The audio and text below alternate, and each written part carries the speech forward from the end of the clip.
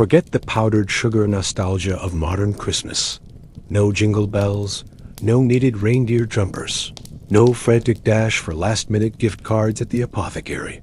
To step into a Tudor Christmas is to walk headfirst into a blizzard of roaring fires, suspicious pies, scandalous masks, and more velvet than the gods ever intended one century to consume. And courtly laughter, the slap of roasted swan on silver platters, the squeal of a lute string snapping at the worst possible moment. Candlelight danced on the stone floors like mischievous spirits, and the frost outside bit as sharply as court gossip. These people, in all their powdered pomp, longed for warmth, wonder, and love just as we do. A holy season observed with one eye on the altar and the other on the throne. It was sacred, it was scandalous, and it was spectacular. Into the rustle of damask and the scent of crushed bay leaves. Into a world where Christmas wasn't cozy, it was calculated, charismatic, and occasionally combustible. Let us begin the 12 days of Tudor Christmas. They clung to traditions not just for appearances, but for meaning. Carols sung in the echoing chapel gifts, exchanged with trembling hope. Moments of stillness where even a queen could become just a daughter, remembering her father's laugh at Christmas. Inside, under the glittering banners and ceiling beams decked in holly, history tiptoed and tippled in satin slippers, leaving behind echoes of both joy and heartbreak. It was dazzling, dangerous, sacred, and above all, an opportunity one dressed in ermine, perfumed in clove and rosemary, and forever watching from beneath a golden crown. Peacock feathers reattached to birds that had, frankly, been through enough. Minced pies laced with spices worth their weight in gold, and hippocras so strong it could convince a minor baron he was heir to the throne. Everything was gilded, stuffed, or subtly threatening. If it didn't shimmer or wobble ominously, was it even festive? Christmas in the Tudor court wasn't a holiday. It was an event. An opera of power and piety, with a cast of thousands and a script written half in Latin, half in whispered rumor. It began not with stockings, but with strategy. Which lord would kneel most convincingly at Mass? Which noblewoman would outshine the Queen's favorite in crimson brocade? Who had the courage to try to slip a poem into Her Majesty's glove? It was not just about merriment. It was survival by wassail. For 12 days, the walls of palaces like Hampton Court or Greenwich were soaked in sound choirs. And oh, the food! A Tudor Christmas feast was less a meal and more an architectural undertaking. Marchpane castles with sugar cannons. But beneath the velvet and viands lay something real. In these 12 days, this peculiar glittering window in the Tudor calendar, we find the very heart of court life. Joy wrapped in duty, faith tangled with ambition. So take up your goblet and join the revels. Step into the candlelight. The game is afoot, and so is the feast. The Tudor court stirred long before the winter dawn dared to bleed its hesitant, watery light across a frozen world. This waking was not a gentle emergence from slumber. It was an obligation, groaned into existence through the fog of sleep, aching heads, and the clumsy fumblings of servants in the near darkness. In the warren of chambers allotted to the nobility, lords whose skulls felt like throbbing anvils from the previous night's indulgence in sack groaned curses as shivering pages pulled back the heavy velvet bed curtains. The very air was a physical assault, a crystalline chill that seeped through the thick stone walls of Greenwich or Hampton Court, palaces humbled and silenced beneath a thick blanket of snow.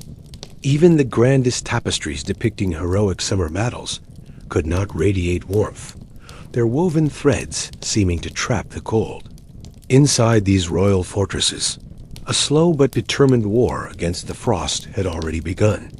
Ice had traced its delicate, fern-like calligraphy across the leaded panes of the casement windows, and every breath, whether from a high-born courtier or a lowly scullion, rose in a ghostly puff of white. In the cavernous stone corridors, servants with numb fingers and ruddy faces clattered through the halls. heaving scuttles of coal to feed the ravenous appetites of iron braziers that hissed and spat, their precious circles of warmth barely touching the far corners of the vast chambers. Garlands of evergreen, fragrant pine, and crimson-berried holly adorned the cold walls, their vibrant life a stark contrast to the stone, their waxy leaves flickering in the uncertain light of thousands of tallow candles. Despite the frigid air and the lingering haze of sleep, an undeniable current of anticipation pulsed through the palace, a potent, complex energy, a uniquely Tudor concoction of solemn piety, high-stakes politics, and the intoxicating promise of unrestrained pageantry. Christmas Day had finally arrived. At the center of this sacred morning stood the royal chapel, the spiritual heart of the court. Its immense vaulted ceilings, carved with the shields of past kings, seemed to gather the shadows, making them dance and sway in the undulating light of 1,000 beeswax candles. The air was thick and heavy, a rich tapestry of scents. The sweet, pervasive aroma of frankincense, burned in swinging censers by stoic priests, curled towards the heavens, mingling with the more worldly musk of damp velvet, the faint, gamey smell of furs, and the occasional, unfortunate whiff of hurriedly donned and unwashed stockings. Here, in the presence of God and monarch, the performance of devotion was paramount. The choir boys of the chapel royal, their cherubic faces scrubbed clean, sang plainchant, their voices as pure and sharp as icicles, sending the ancient Latin verses soaring up into the stone arches. Courtiers, robed in their finest and arranged in a strict, unforgiving hierarchy, knelt in precise order on velvet cushions, their faces composed in masks of pious contemplation. Yet beneath that placid veneer of sanctity, minds were warring. A nobleman might pray fervently for a male heir, while simultaneously running the numbers on a politically advantageous betrothal for his daughter. A lady-in-waiting might murmur her pater noster, while mentally cataloging the sartorial sins of her rival across the aisle. In the Tudor court, even devotion was a dangerous and closely watched theater. At its heart, a living icon of divine authority, stood the monarch. When Henry VIII presided over the Christmas Mass, he was a spectacle of brute majesty. A wide-shouldered, red-faced colossus of a man, wrapped in cloth of gold so heavily embroidered it seemed forged rather than sewn. He processed down the nave like a great galleon of state, his very presence radiating an aura of untamable virility and absolute power, grasping the royal scepter not with a delicate touch, but like a warrior brandishing a war hammer. With his daughter Elizabeth, the effect was no less commanding, only more precise and intellectually sharp. She was a vision of controlled splendor, her silver-threaded gown a gleaming cage of dignity, her flame-red hair a fiery crown studded with pearls and rubies. Where Henry was a force of nature, Elizabeth was a force of will. Regardless of the ruler, the same ancient ritual was enacted, a solemn offering of gold, frankincense, and myrrh at the high altar, a deliberate reenactment of the homage of the Magi. This was not merely liturgy. It was statecraft cloaked in reverence, a powerful message that reinforced the monarch's role as God's chosen representative on earth. Even within the sanctity of worship, courtly intrigue crackled beneath the soaring hymns like static in the air. Lady Anne Talbot, a woman who prided herself on her unrelenting piety and her equally unrelenting surveillance of her peers, cast a sidelong glance towards the Earl of Rutland. She watched with undisguised interest to see if he would kneel properly this year, with due reverence and a straight back, or if he would repeat last year's feeble, aristocratic dip. He knelt, but poorly, a concession rather than a submission. She would note the failure, of course. Later, she would mention it with carefully calibrated casualness to her husband, who, understanding the currency of such observations, would find an opportunity to let it slip in conversation with the formidable Lord Burleigh. And Burleigh, the Queen's chief adviser, a man for whom no detail was too small, might one day raise a thoughtful eyebrow in the Queen's presence when the Earl's name was mentioned. Thus, in the intricate ecosystem of the court, reputations could tremble and fall on the strength of a bent knee.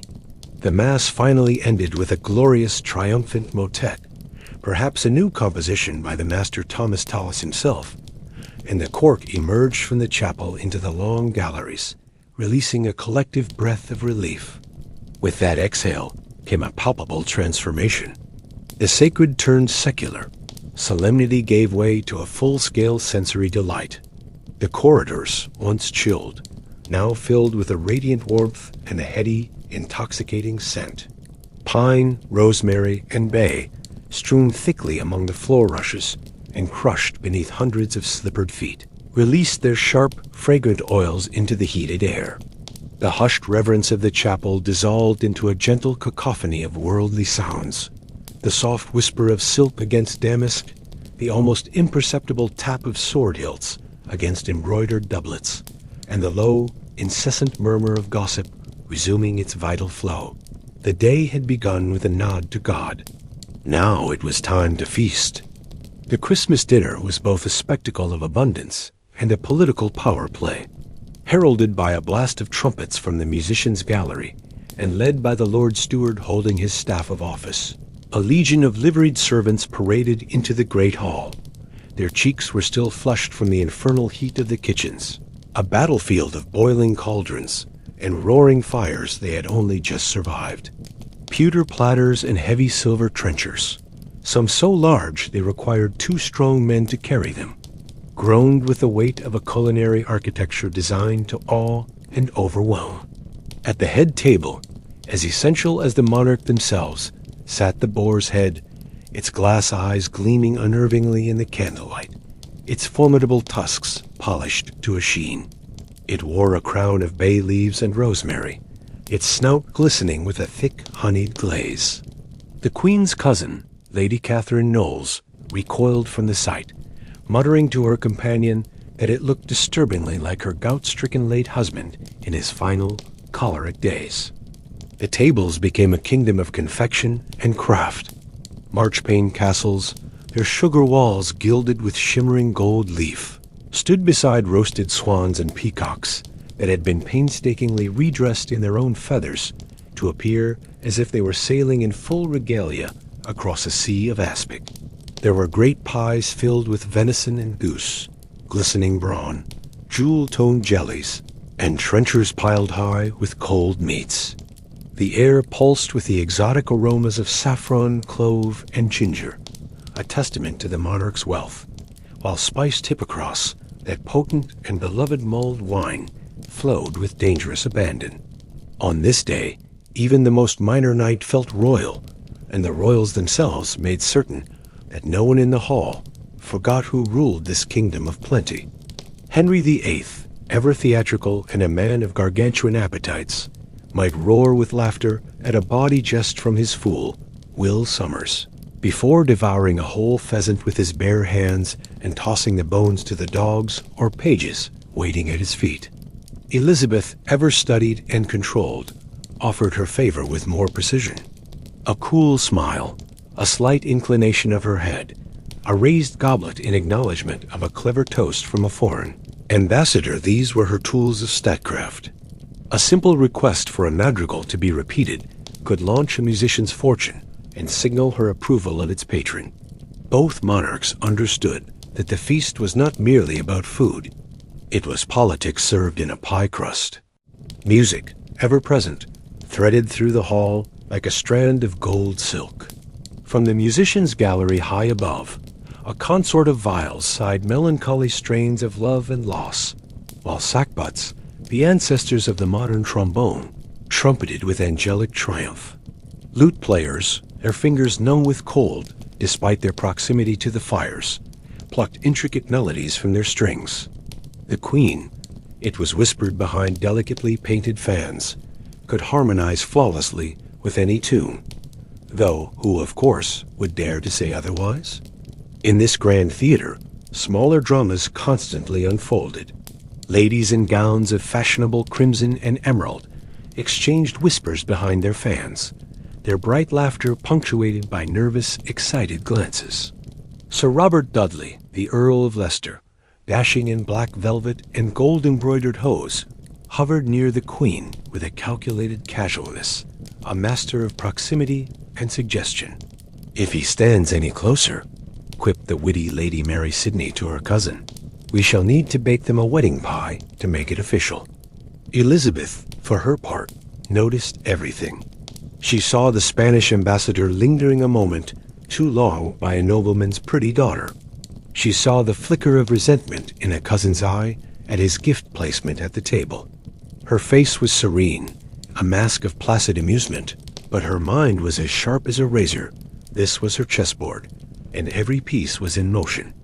And while the lords drank and the ladies danced, she tallied her court's sins and successes beneath the warm, forgiving glint of candlelight.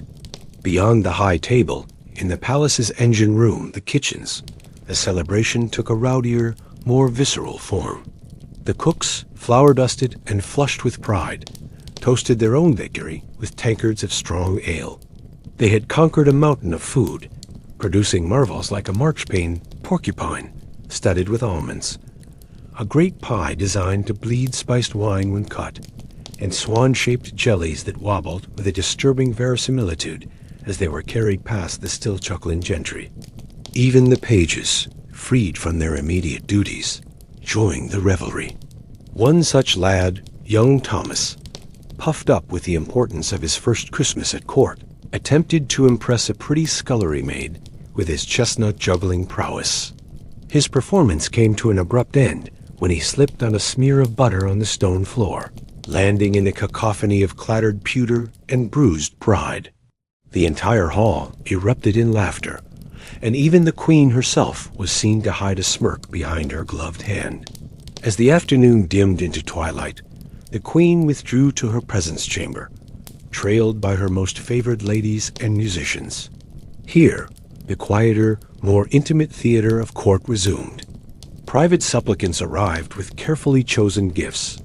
A wealthy merchant might present an exquisitely worked silver bowl in the hopes of securing a trade monopoly. A nobleman might offer a pair of prized hunting hawks in silent petition for a lucrative wardship. In one corner, a newly arrived Italian musician played a theorbo with such aching beauty that one of the ladies-in-waiting began to weep, though whether for homesickness, a broken heart, or an excessive hippocras, none could say for certain. Nightfall transformed the palace again. Torchlight danced along the tapestries, making the stags' heads mounted on the walls cast monstrous moving shadows. The children of the chapel royal, their choral duties done, were brought forth to perform a short and simple nativity play. With gilded wooden halos and a somewhat unconvincing doll standing in for the Christ child, they solemnly recited their lines. The nobles clapped politely. The queen, however, clapped with genuine warmth. She took a particular delight in the performance of the youngest boy, whose angelic proclamation, delivered with a profound and unfeigned gravity, momentarily silenced even the court jesters loitering at the edge of the room. The night stretched on, mellowing with wine and the warmth of memory. Courtiers told tales of Christmases past. Sir Nicholas Bacon, the Lord Keeper, recalled with a chuckle the year a Christmas goose had unexpectedly exploded mid-roast, showering a visiting French envoy with hot fat. Lord Hunsdon, the Queen's cousin, relayed with a roar of laughter the tale of a German diplomat who, unfamiliar with sugar subtleties, had mistaken a unicorn sculpture for a hunting prize and demanded that a saddle be brought for it. As the final carol drifted into silence and the last goblets of spiced wine were drained, the guests began to stagger to their chambers, or, in some cases, simply slumped where they sat. The embers in the braziers still glowed. The evergreen garlands wilted slightly in the heat, and the air held the fading perfume of cloves and burnt sugar. Christmas Day had ended a glittering pageant of faith, politics, food, and laughter. But this feast was never the end. In the court of the Tudors, it was merely the prologue. The true games of favor, rivalry, and relentless ambition had only just begun. It began, as many things did in the sprawling, chaotic ecosystem of a Tudor palace, with dogs.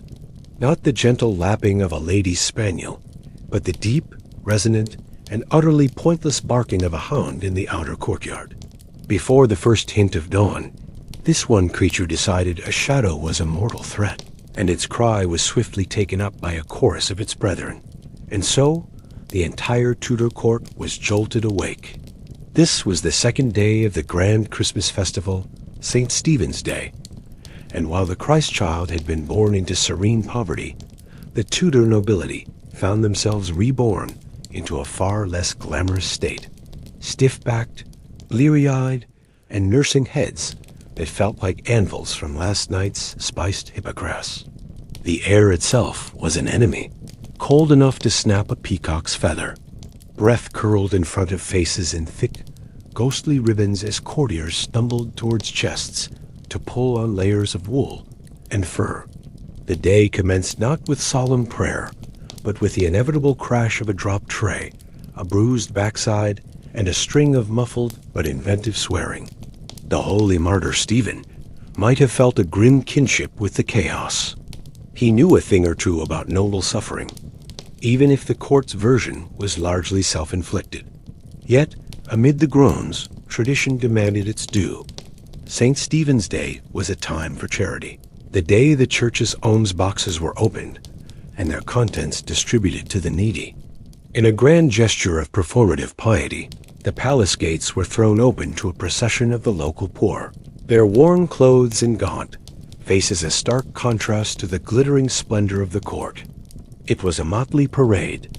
Hollow-cheeked men, genuine widows, and wide-eyed children, mixed with a few suspiciously well-fed beggars who bore a resemblance to out-of-work musicians.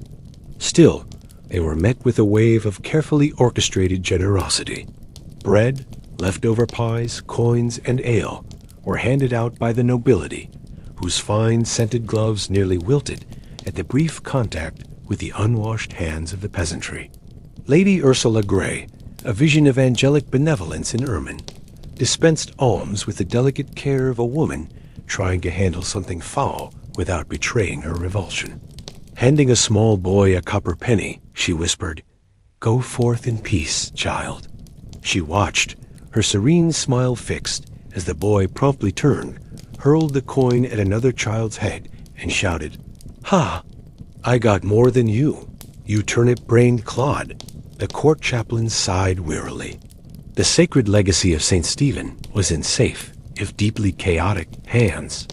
This duty fulfilled, the nobles could now turn their attention to the real reason they had bothered to crawl out of bed: the hunt. The shift in atmosphere was absolute. The air exploded with sound. Trumpets blared a sharp fanfare, and the hounds, sensing the chase, erupted into a frenzy of howling. The monarch appeared, a figure of martial splendor. If it was the reign of Henry VIII, he rode out on a colossal war-horse in a forest-green cloak lined with wolf fur, his sword glinting at his side. If it was Elizabeth's turn, she was no less imposing, appearing on her favorite white Andalusian steed, clad in pearl-trimmed black velvet, her carved bow inlaid with silver Tudor roses. Either way, the monarch looked magnificent. Terribly cold, but magnificent. The moment they appeared, the courtiers scrambled for their own mounts. Young lords swung gracefully into their saddles, while older men required a discreet boost.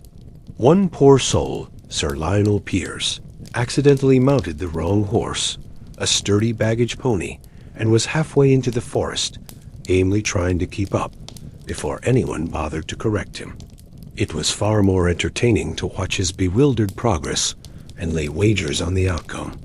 The hunt itself was a glorious spectacle, a fusion of epic and slapstick theater. Courtiers galloped after the fleeing deer with wildly varying competence. The young and overconfident raced ahead, horns blowing and arrows flying with more hope than accuracy. The older and wiser contingent stayed prudently close to the monarch, letting the hounds do most of the actual work. Lady Catherine Carey, a woman known for her sharp wit, loosed an arrow that brought down not only a stag, but also a large, snow-laden branch from a beech tree. "Two birds with one bolt," she quipped, "or at least a beast and a beech."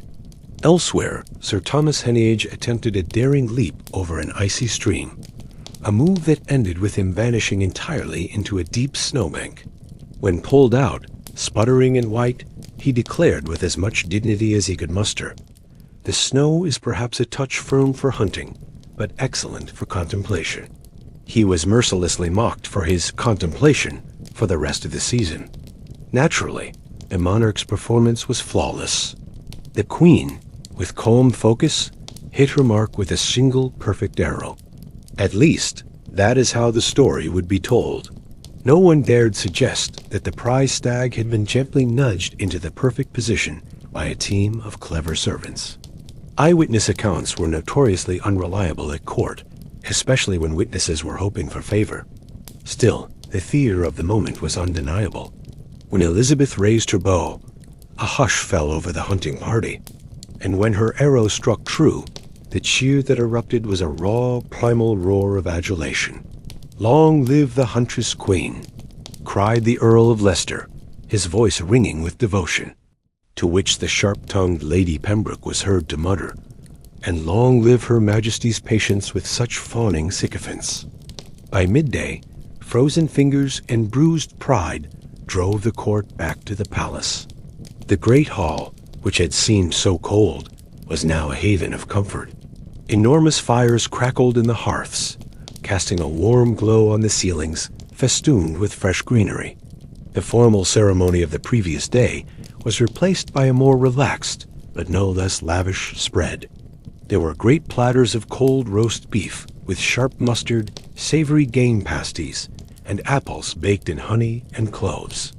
Ale sloshed in pewter tankards, and sausages vanished as soon as they appeared.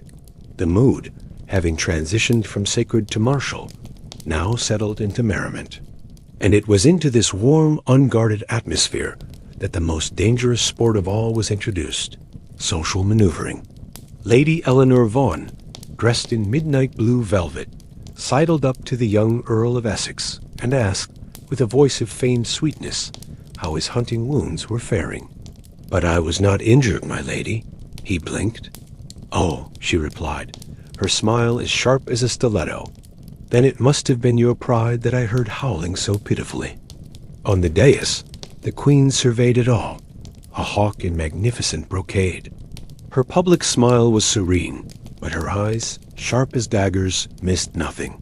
She caught every whispered aside, every clandestine flirtation, every subtly misplaced bow. When a callow young nobleman attempted to flatter her with a poem about her bow as divine as that of Apollo, she listened patiently before replying, her voice carrying clearly, "Apollo, you say? From the quality of your verse, he must have been dreadfully cross-eyed." A wave of laughter erupted, and the poor poet's ambitions crumbled like marchpane. The remainder of the day blurred into a haze of games and gossip. A long shovel-board table became the center of gleeful competition. Decks of cards appeared, and heated games of primero broke out, with wagers of coins, jewels, and political favors. The canny Lord Burleigh won a stunning ruby brooch from the fiery Lady Scrope, only to return it an hour later with a discreet bow and a note that read, "Wit, my lady, deserves its reward far more than mere luck." She later pinned the brooch to her corset upside down, a silent act of defiance or a secret message. As the afternoon waned, the music began. It started softly with lutes and a recorder, but as more torches were lit, the tempo increased, and the call for dancing went out. The floor was cleared for the volta, with its daring lifts, followed by the energetic stomps of the galliard and the communal chain of the brannel. Skirts of silk and satin swirled, and booted feet stomped out the rhythms on the floor. The vivacious Lady Mary Radcliffe spun so enthusiastically that she lost a shoe, which the ever-gallant Sir Christopher Hatton caught with a seamless bow and returned to her as if he had rehearsed the chivalrous moment all week. Meanwhile, tucked into a shadowy alcove, two foreign ambassadors, one French and one Spanish, whispered and watched the proceedings with intense focus. They were not here for the revelry, but for information. They calculated the monarch's mood, noted the shifting hierarchies, and meticulously tracked who danced with whom. "They call this merrymaking," the Frenchman murmured to his colleague. "But look closer. It is war conducted in brocade."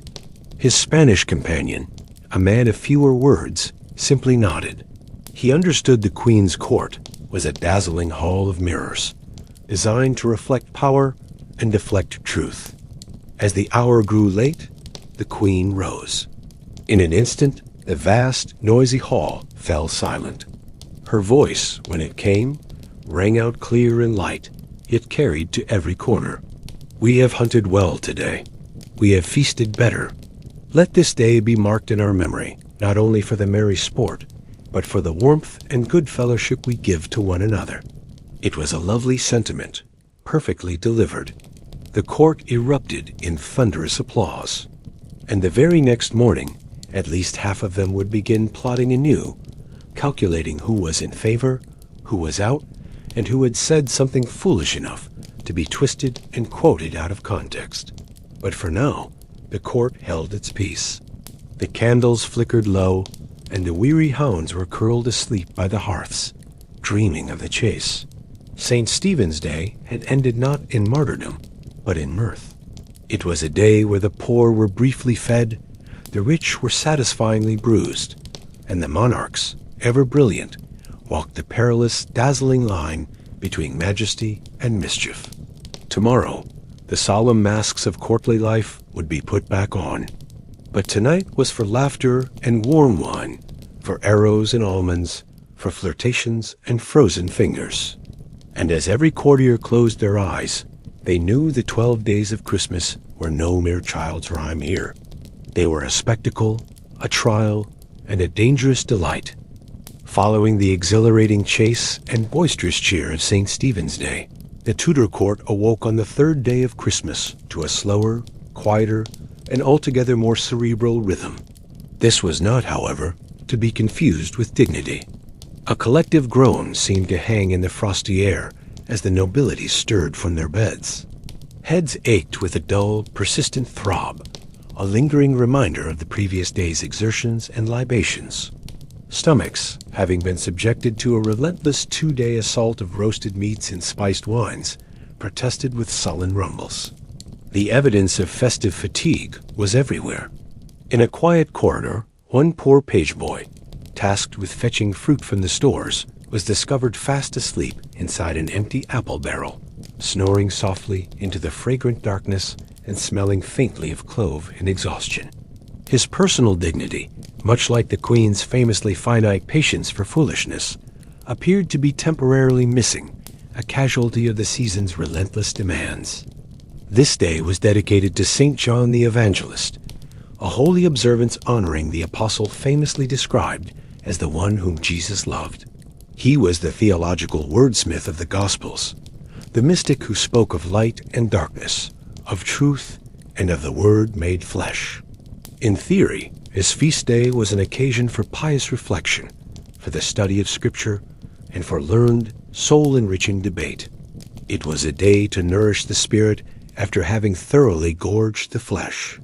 In practice, however, for the ambitious and ever-competitive members of the Tudor court, it presented a perfect and irresistible opportunity to engage in the intellectual equivalent of a jousting tournament.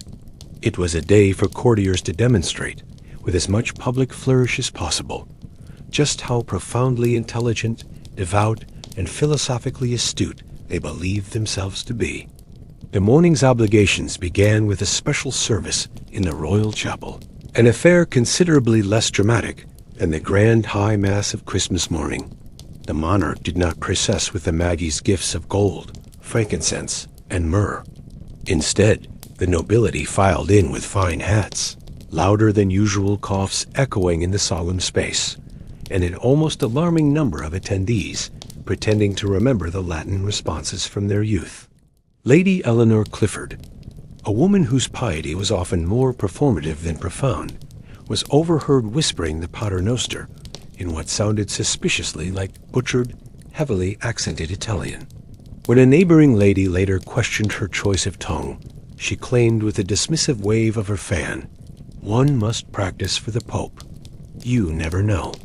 The Queen, as ever, was a study in flawless composure.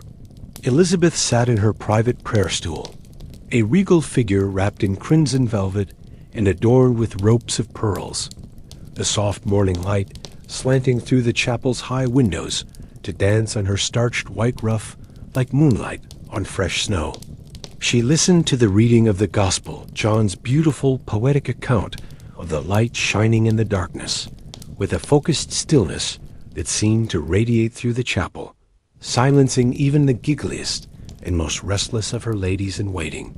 For a brief, suspended moment, the entire court, from the loftiest duke to the humblest courtier, felt the palpable weight of meaning, of tradition, and of a story far older and more significant than all their fleeting ambitions combined. The spell was broken, however, when the choir began a complex motet by Thomas Tallis, and Lord Oxford, a man whose appreciation for music was often overcome by his need for rest, promptly and conspicuously fell asleep, sitting bolt upright. After the service concluded, the court migrated from the sacred space of the chapel to the more secularly intellectual arenas of the palace, the library and the long, steady galleries. Here, St. John's legacy of spiritual wisdom was to be honored with a series of intellectual performances of the most theatrical kind. The very same young noblemen who, just yesterday, had nearly impaled one another while recklessly chasing deer through the royal park were now artfully arranged in scholarly poses, quoting Cicero with feigned nonchalance. The ladies, having packed away their hunting attire, now wielded psalms and Greek philosophy with the sharp elegance of rapier blades. This was no gentle symposium. It was a battleground of the mind, and the combat was fierce. Tables were strewn with heavy, leather-bound books, some of which showed evidence of actually having been read, while others were merely opened to a strategic page and placed beside a cup of warm ale as a prop. The humanist teachings of Erasmus and the epic poetry of Virgil rubbed shoulders with lavishly illuminated, hand-copied psalters and a number of suspiciously blank notebooks, ready to receive profound thoughts that never quite seemed to materialize. And everywhere, courtiers polished up and presented opinions they did not quite understand, hoping the delivery would disguise the lack of substance. Of course, as is well known, Plato's shadows are but the ultimate metaphor for the divine truth, declared Lord Suffolk with booming confidence, managing to mispronounce both Plato and divine in a single breathtaking phrase. His long-suffering cousin, standing nearby, coughed pointedly into his hand before, accidentally, dropping a heavy copy of Cicero's De Officis directly on Suffolk's foot. Yet, true intellect did shine through the fog of pretense. Some of the Queen's more favored ladies, like the brilliant Lady Mary Sidney, genuinely excelled. A celebrated poet and scholar in her own right, Mary delivered a reading of a difficult passage from John's Gospel in flawless flowing Latin, her command of the text so absolute that it made even the notoriously self-absorbed Walter Raleigh sit up, pay attention, and spill a pot of ink all over his breeches. Her reward for this masterful display was not applause, but something far more valuable. A slow, considered glance from the Queen, followed by a faint, approving murmur of, "Well, well." In the economy of Queen Elizabeth's court, this was the equivalent of a standing ovation and a laurel wreath. Not everyone, however, fared so well in the intellectual arena. Young Edmund Norris, a man whose ambition vastly outstripped his classical education, was desperate to impress the Queen and win her favor. He had spent the previous night composing a painfully elaborate ode comparing Her Majesty to St. John's central metaphor of the divine light, the Logos or the Word. Unfortunately, in his nervous excitement, his tongue betrayed him. Standing before a small but influential gathering that included the Queen herself, he pronounced the Greek logos as legless, and declared with a proud, flourishing bow that Her Majesty was, and always would be, a shining beacon of legless truth.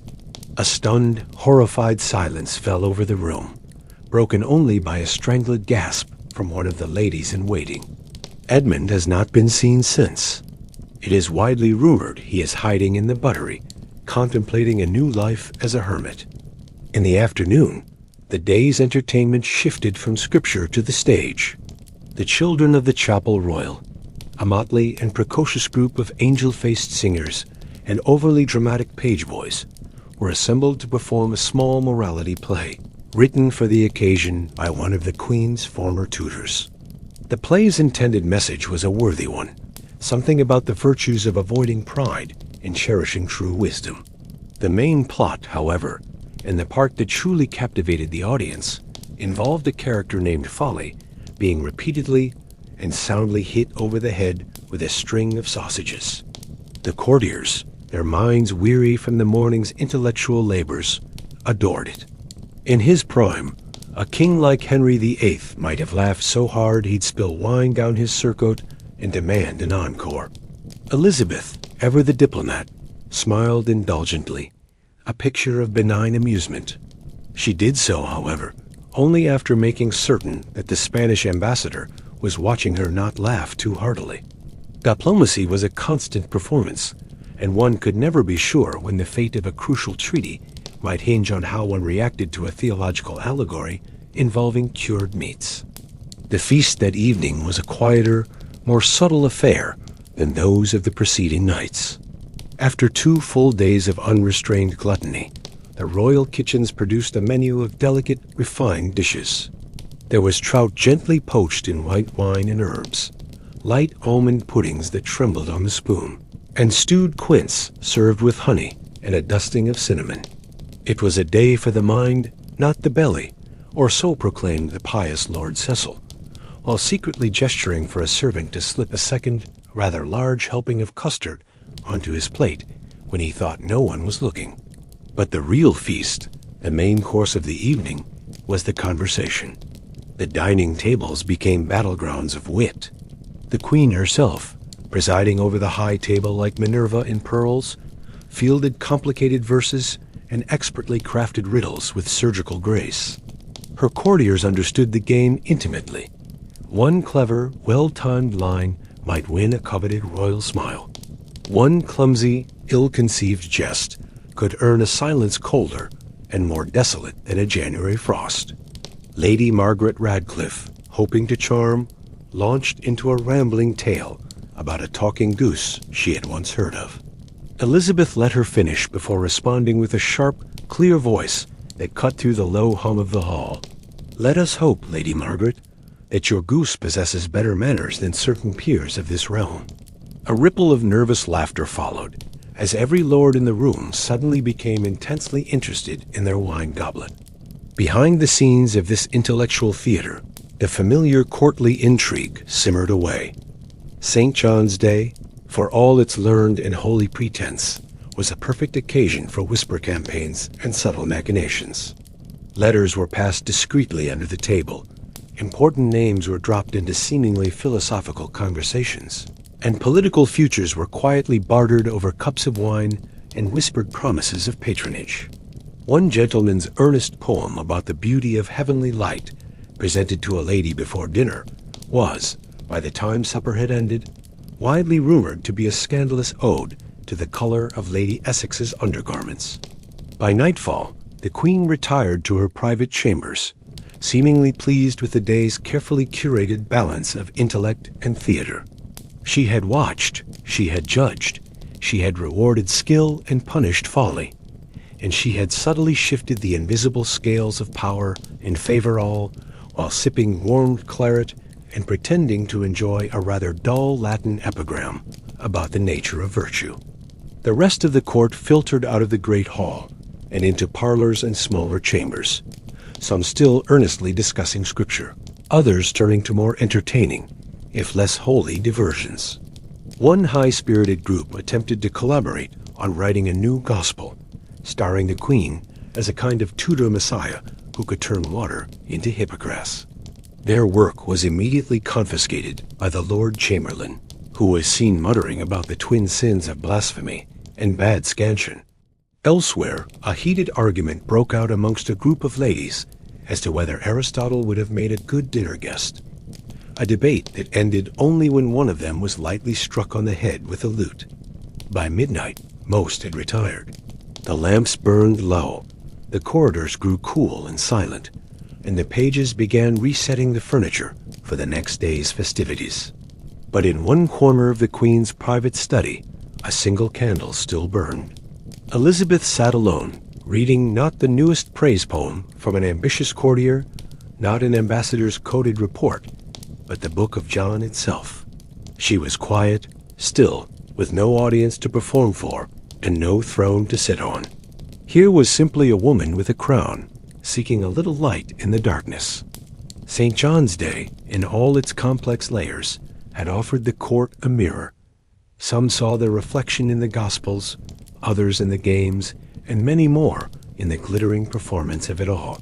But the wise, if there were any to be found, left the day asking not how they could better impress the Queen, but how they might live better in the light they had been given.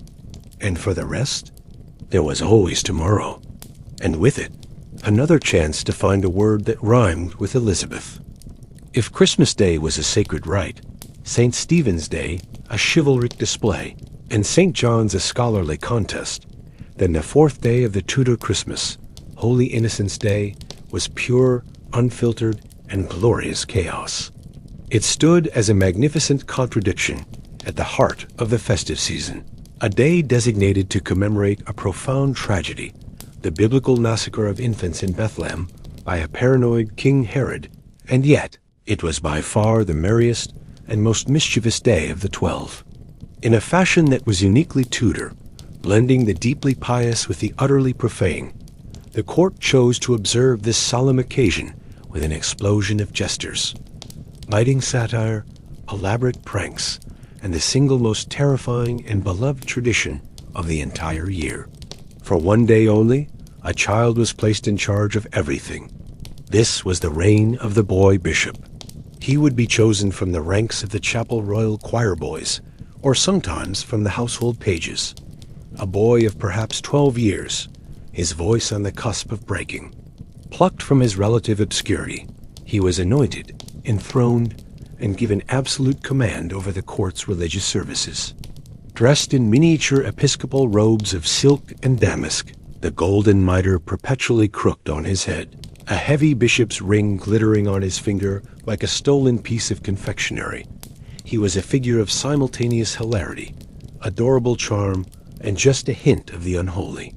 The monarch, whether the stern Elizabeth I in her starched ruff, or the devout, motherly Catherine of Aragon during her husband's youth, would watch with a mask of practiced delight as this tiny prelate processed through the grand royal chapel, as if he owned the very stones beneath his feet. Bells, sewn to the hem of his robes, jingled with every step. The oversized vestments swished dramatically around him. One year, so the story went, the chosen boy tripped on the altar steps, and picking himself up with the full weight of his temporary office, declared in a loud, cracking voice, "Let no man say these floors are holy, for I declare them to be murderous." A ripple of suppressed laughter turned into open applause, and he was later rewarded for his impromptu wit with a fistful of sugared almonds. The sermon, naturally, was the centerpiece of the morning's farce. Intended to be a satirical critique of the adult world from a child's perspective, it invariably descended into a rambling, incoherent, yet utterly charming mess. The boy bishop would solemnly deliver a torrent of misunderstood Latin phrases, followed by an impassioned and deeply personal plea for fewer vegetables at supper, and then, warming to his theme, might offer a bold suggestion that all adults present, including the highest lords of the realm, should be forced to learn their times tables, as the royal pages were. In the pews, the court's reactions were a study in contrasts. Lady Pembroke, a woman known for her keen sense of humor, wept silent tears from the effort of stifling her laughter. Beside her, Lord Burleigh, famously allergic to all forms of public silliness, stared into the middle distance with the grim, martyred expression of a man enduring spiritual warfare for the good of the realm. Once the chapel ordeal concluded, and the last out-of-tune hymn had faded, the real mischief began. The entire day was predicated on a great inversion, a flipping of the established social order that was both thrilling and deeply unsettling for those accustomed to their rank. At breakfast, the Queen's entire high table was mistakenly set with children's pewter cups and tiny, ornate spoons. Courtiers arrived in the Great Hall to find their usual high-backed chairs replaced by stools barely a foot off the ground, forcing grown men in elaborate hose to squat uncomfortably. The bread had been baked in the shape of sheep and other barnyard animals. Elizabeth, upon seeing the scene, raised a single eloquent eyebrow. Sitting daintily at a table, clearly meant for a 6-year-old, she picked up a miniature utensil and was heard to mutter, "If this is the innocent's revenge for our many sins, I suppose we deserve it." She ate the sheep-shaped bread anyway, with regal grace. Throughout the palace, the world was turned upside down. Servants tied colorful ribbons to their sleeves and gave nonsensical orders to their masters, most of which were ignored but acknowledged with a bow.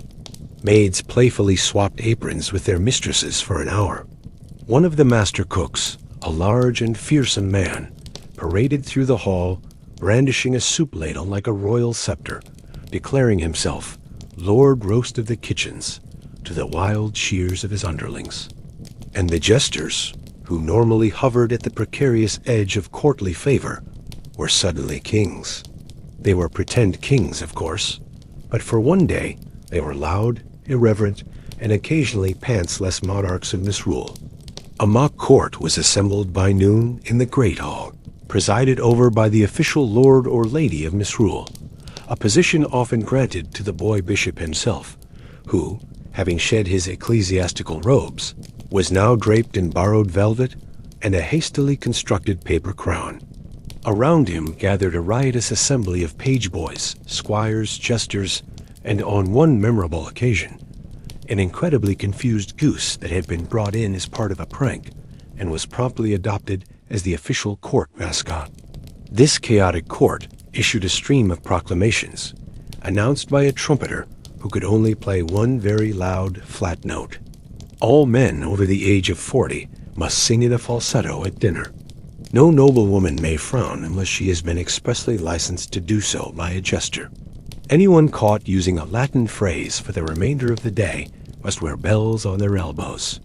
The rules changed every 5 minutes and were enforced with absurd punishments. An offender might be sentenced to recite a poem backwards, eat a whole slice of lemon while dancing a galliard, or declare their undying love to the nearest tapestry. Some nobles played along with tremendous gusto, seeing it as an opportunity to display their good humor. Sir Francis Knowles, a man of great piety, was sentenced to kiss the cold stone statue of St. George, which he did with theatrical solemnity. Lady Elizabeth Fitzalan, accused of high treason against fashion, loudly confessed to stealing her sister's hair ribbon and hiding it within a pigeon pie. Sir Robert Dudley, usually a figure of brooding and dramatic intensity, was forced by the laughing crowd to sing a nursery rhyme while balancing a pomegranate on his head. To his credit, he almost nailed the dismount, a feat that earned him a round of genuine applause. The Queen allowed it all, of course.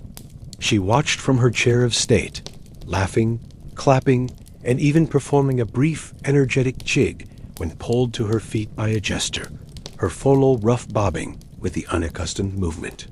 But every fool and lord at court knew the unspoken rule.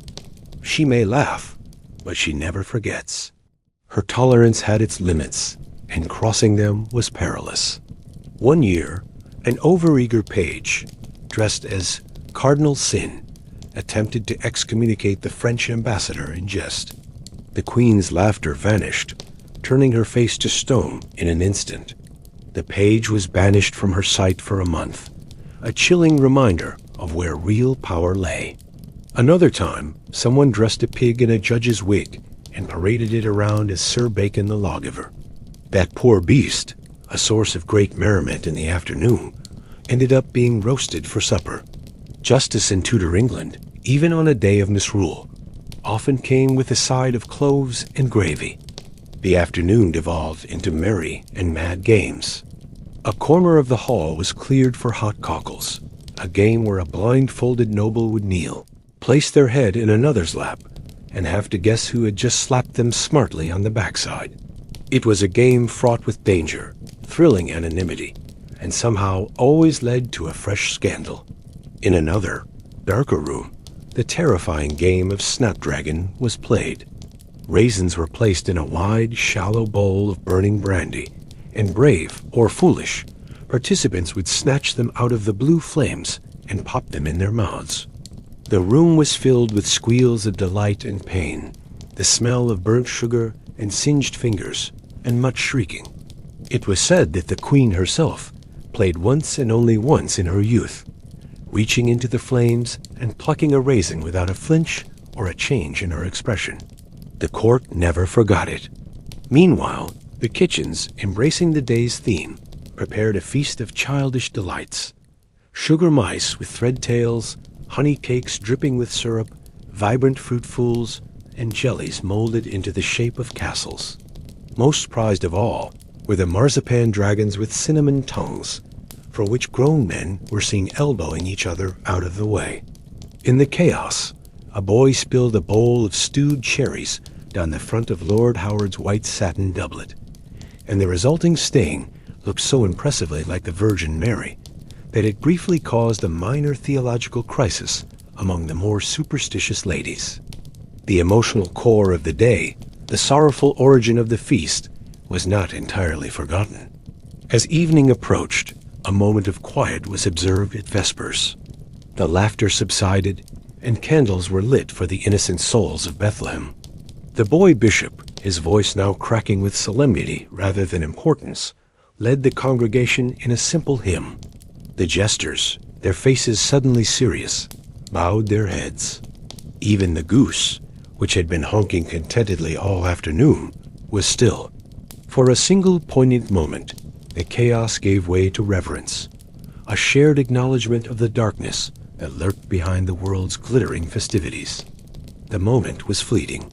Someone sneezed loudly mid-chorus, and the spell was broken, the solemnity dissolving back into comfortable merriment. By evening, the festivities reached their noisy peak. Drunken jesters tumbled through the corridors, chased by servants playfully wielding feather dusters. Pages gave shockingly accurate imitations of their masters. Lords mimicked bishops, and the actual bishops, if they were wise, had simply retired to their chambers early with a bottle of wine and a prayer book. The queen appeared one last time, having changed into a dazzling gown of almost childlike whimsy white satin, embroidered with tiny golden birds, silver stars, and red silk roses. It was a clear nod to the day's theme of innocence, and a masterful piece of spectacle. She twirled once to show it off to her ladies. "My tailor fears I have lost all dignity," she said with a wry smile to Lady Scrope. I was forced to inform him I never had much to begin with. The night and the day's chaos ended with the Song of the Innocents. It was a beautiful candlelit procession where the children of the Chapel Royal walked barefoot through the palace's main halls, holding aloft paper stars, ringing small silver bells, and carrying branches of evergreen. They sang in soft, angelic harmony, their voices pure and clear. The laughter and noise of the day finally faded behind them. The court watched in silence, their faces illuminated by the flickering lights. Even the goose, now nestled in a basket beside a sleepy page boy, seemed to be listening. Holy Innocents' Day was over. The boy bishop removed his paper crown and became a boy once more. The jesters returned to their usual perches at the edge of power. The rules of the world were flipped back the right way. And the queen? She went to bed smiling. Tomorrow, she would be monarch again in full, mistress of the state, empress of diplomacy, the unblinking center of a universe of power and intrigue. But today, just for a moment, she had danced among fools and ruled among children. And she had loved every single second of it. The 5th day of the Tudor Christmas, arrived with a curious and unnerving hush. The boisterous merriment of the boy bishop and the frantic energy of dancing jesters had faded, leaving the palace corridors and chambers echoing like a great church after the carnival has packed up and left town. Now, on this morning, even that echo seemed to soften into silence. The riotous laughter was gone, the music stilled. The very walls, which only a day before had trembled with mischief and song, seemed to hold their breath and listen. This was the feast of St. Thomas Becket, Archbishop, martyr, and a formidable rebel against a king. His memory was a spectre haunting the Tudor dynasty, tangled in the fabric of their politics like sharp holly in a hedgerow, prickly, dangerous, and impossible to ignore. Once the most celebrated and powerful saint in all of England, with a shrine at Canterbury that dripped with the gold and jewels of 1,000 grateful pilgrims, Becket was now a controversial ghost. His story a bitter conflict with his friend King Henry II over the rights of the church, culminating in his brutal murder by knights in his own cathedral, was a cautionary tale the court remembered with extreme caution. It was a story about the bloody consequences of defying a monarch, a narrative that resonated with particular force in a court whose very existence was predicated on a king who famously despised being challenged. King Henry VIII, in his quest for absolute supremacy, had not merely suppressed the cult of St. Thomas. He had waged war on his memory. He had ordered the magnificent shrine demolished, its treasures plundered for the royal coffers, and had even commanded that the saint's name be physically erased from every prayer book in the land, declaring him a traitor to the crown. Yet for all that, the people remembered. And now, under his daughter Elizabeth, the court approached the day with a carefully calibrated blend of reverence and restraint. Public piety was always good politics, as long as no one drew the wrong lesson and got any clever ideas about the supremacy of conscience over the authority of the crown.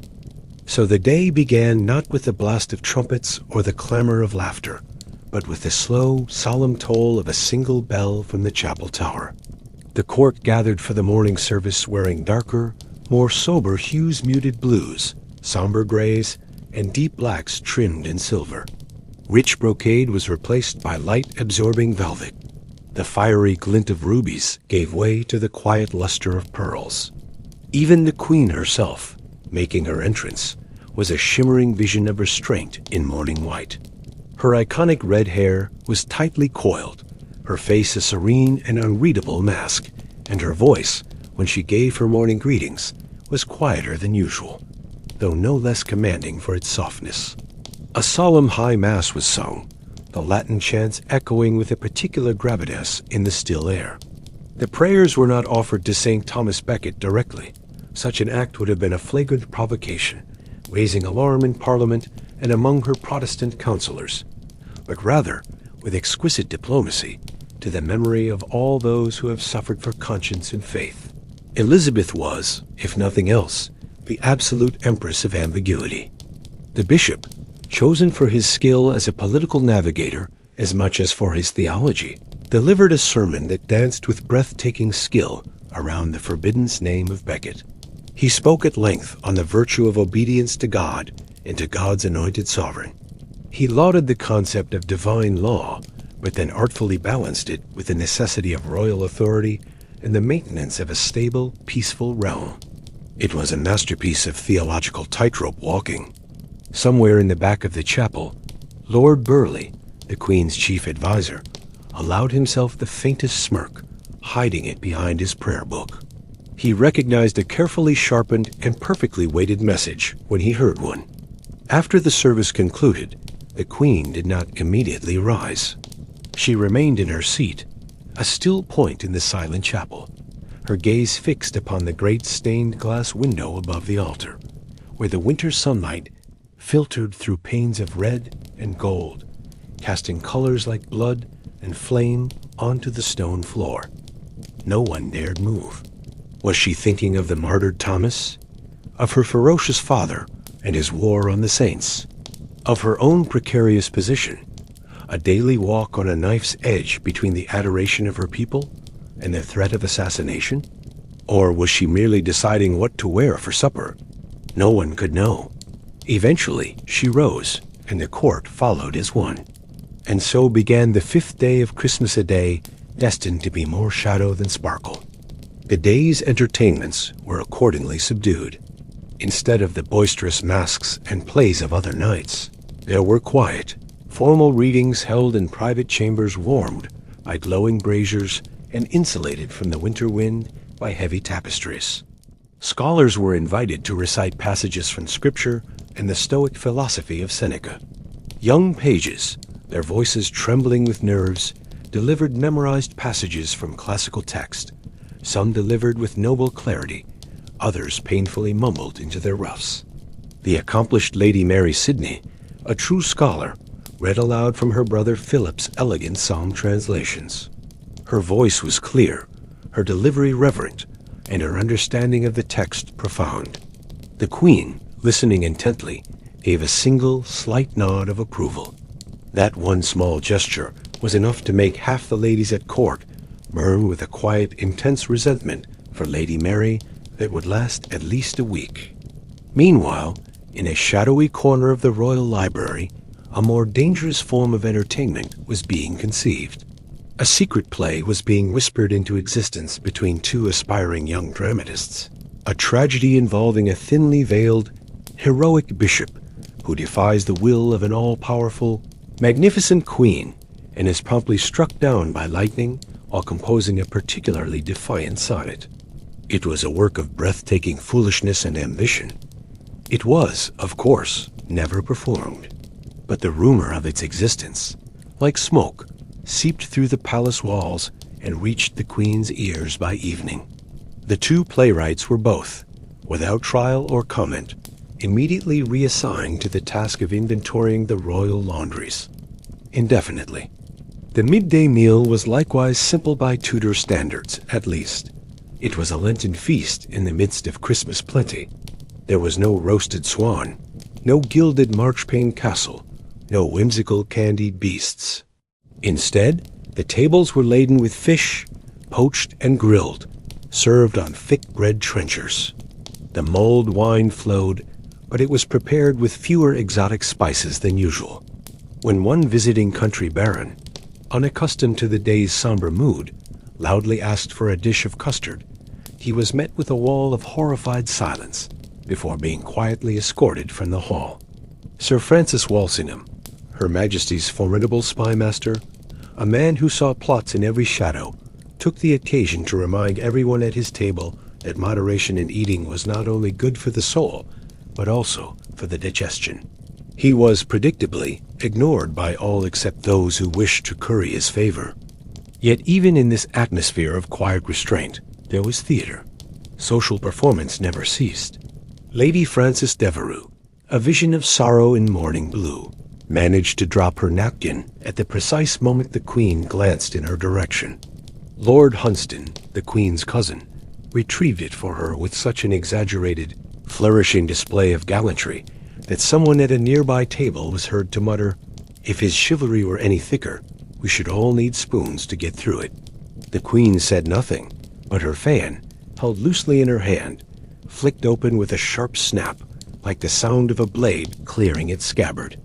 It was on this day that the real court games returned, not the loud, boisterous games of the previous days, but the quiet, deadly ones. They were not danced, but whispered, not waged with swords, but with smiles. Some courtiers saw the day as a quiet reckoning, not with God, but with the Queen, who had been a little too loud at the boy bishop's court, who had danced a little too close to a known rival, who had laughed a little too freely at a joke that might, if parsed carefully, have been about a distant cousin of the crown.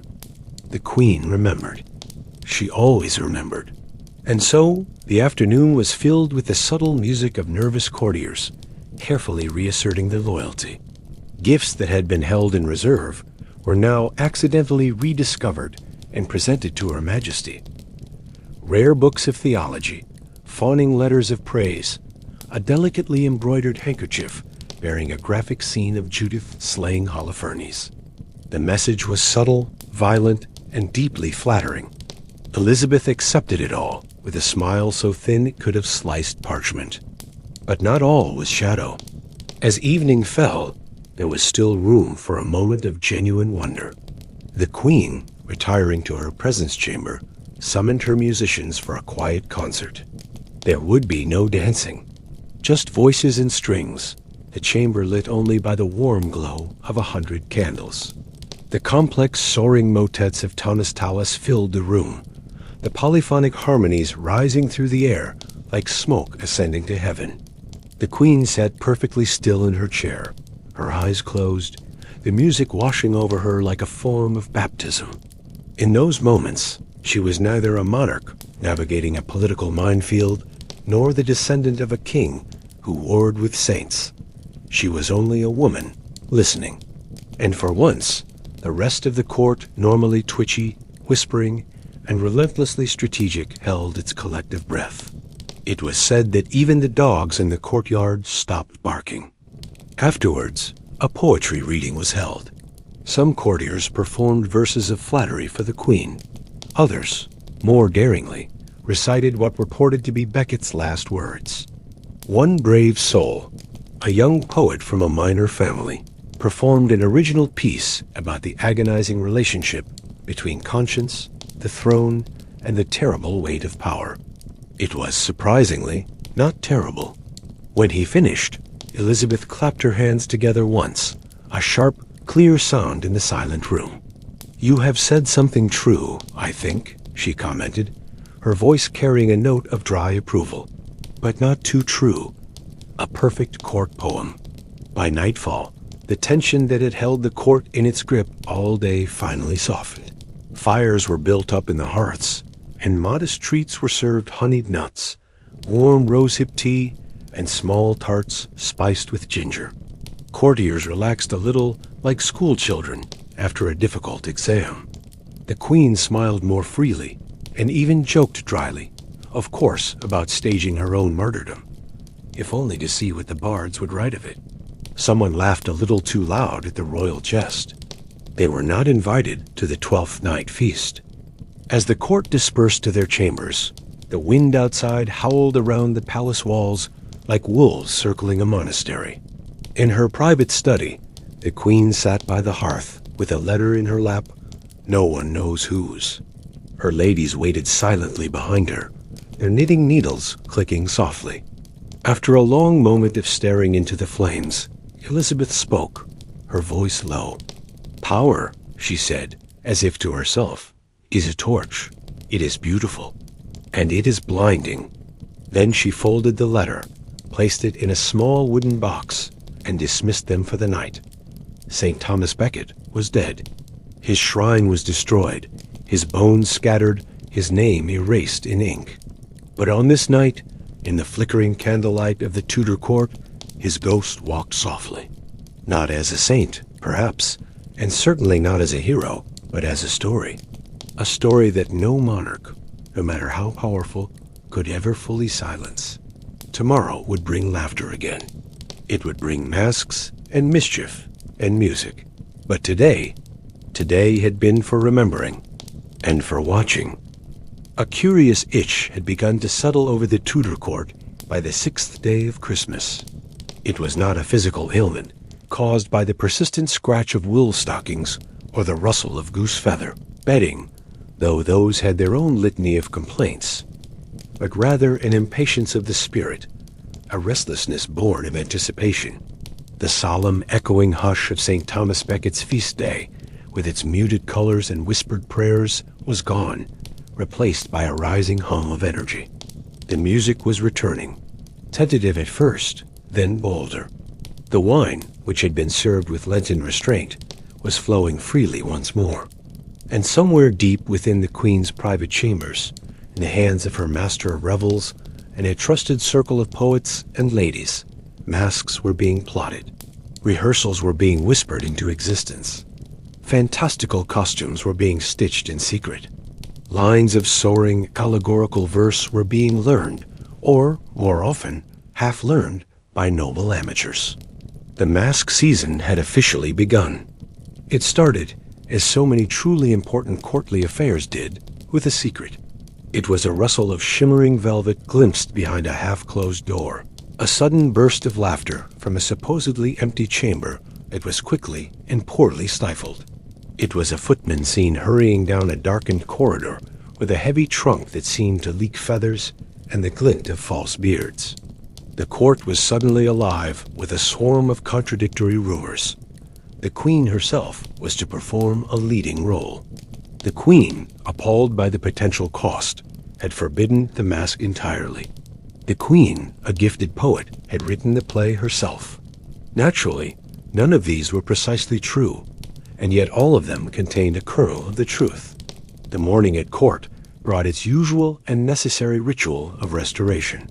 Gentlemen with aching heads and foggy memories staggered into the daylight of the great hall like resurrected saints, their powdered faces looking slightly askew in the harsh light of day.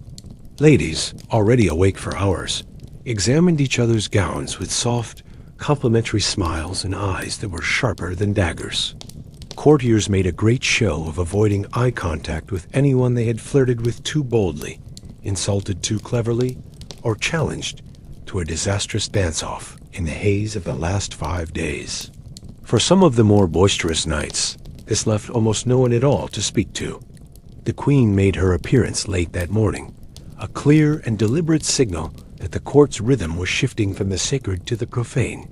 On Becket's day, she had entered in silence and steel, a monarch embodying solemn duty.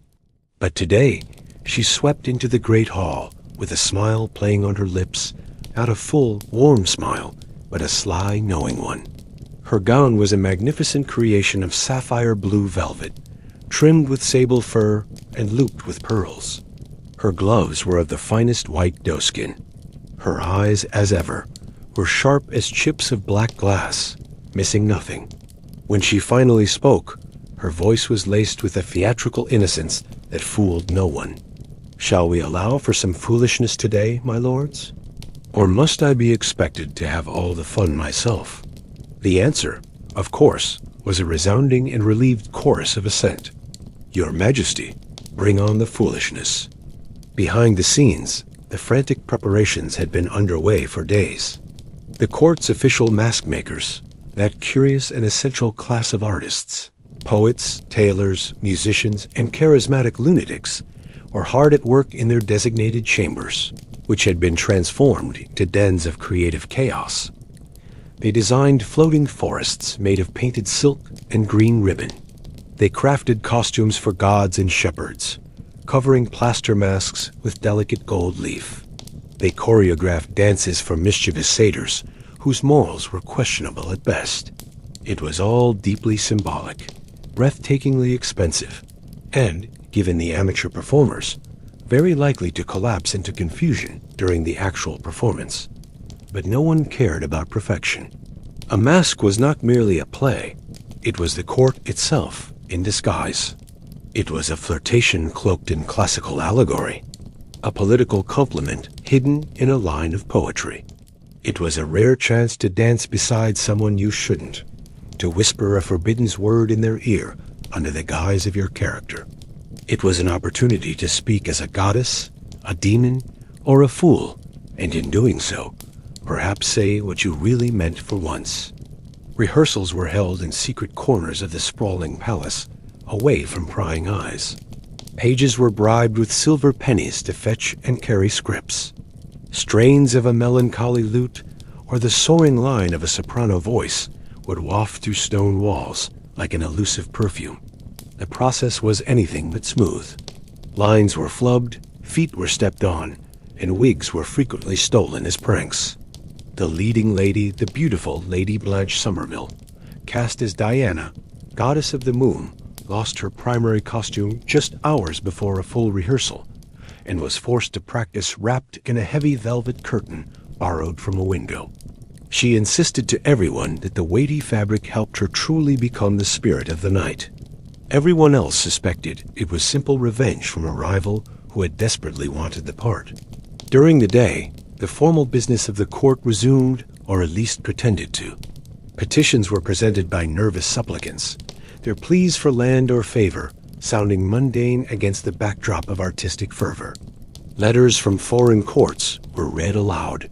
The Spanish ambassador, a man with no time for such frivolities, attempted to discuss the pressing details of trade tariffs, only to find that every lord at the table was pretending not to notice the lute player standing behind him, diligently warming up with a 6-minute mind-numbing scale.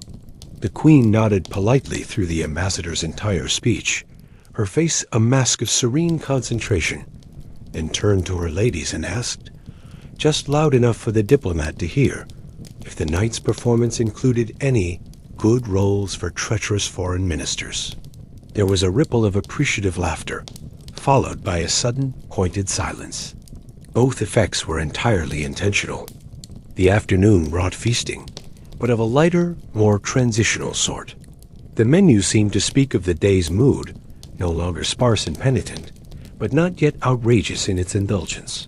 There were spiced eels, roasted quail, served with a sharp pomegranate glaze, and delicate fig tarts dusted with powdered sugar. The mulled wine was scented with rosemary and orange peel. It was a meal designed to delight the senses, but not to daze the mind.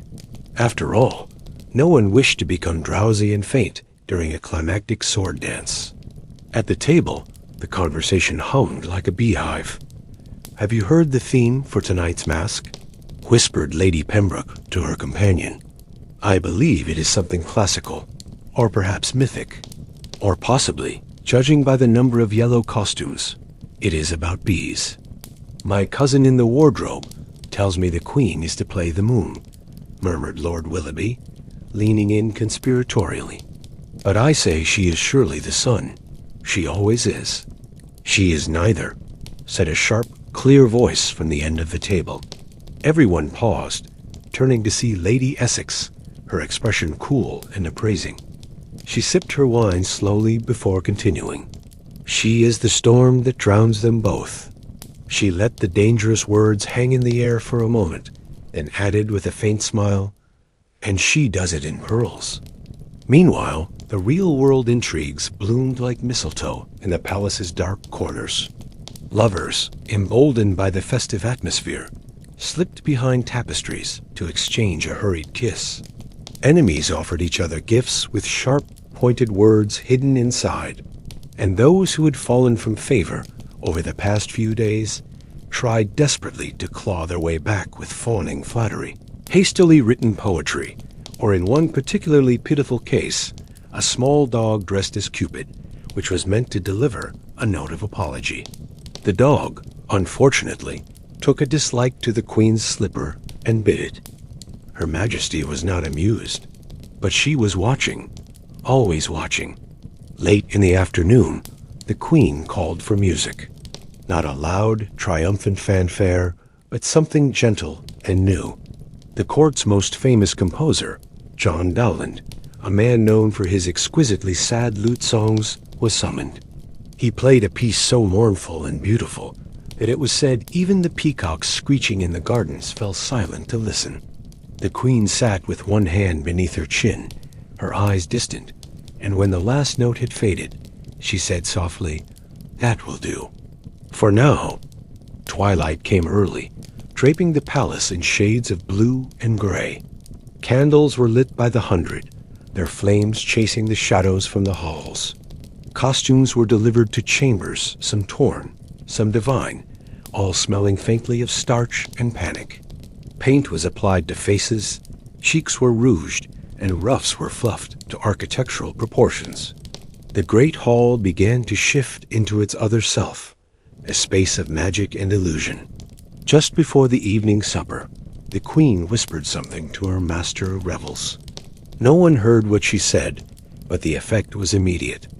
The mood in the palace turned electric.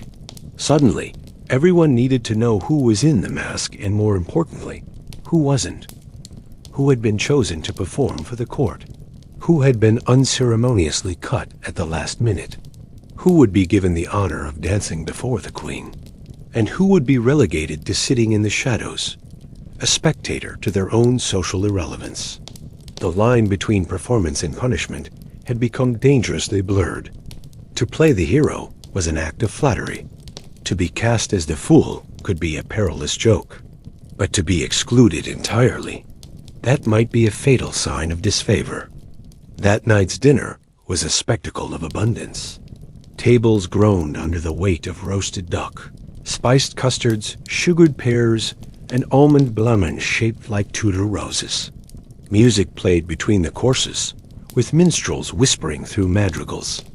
And somewhere, under the glittering layers of gold plate and fragrant spice, something had fundamentally shifted.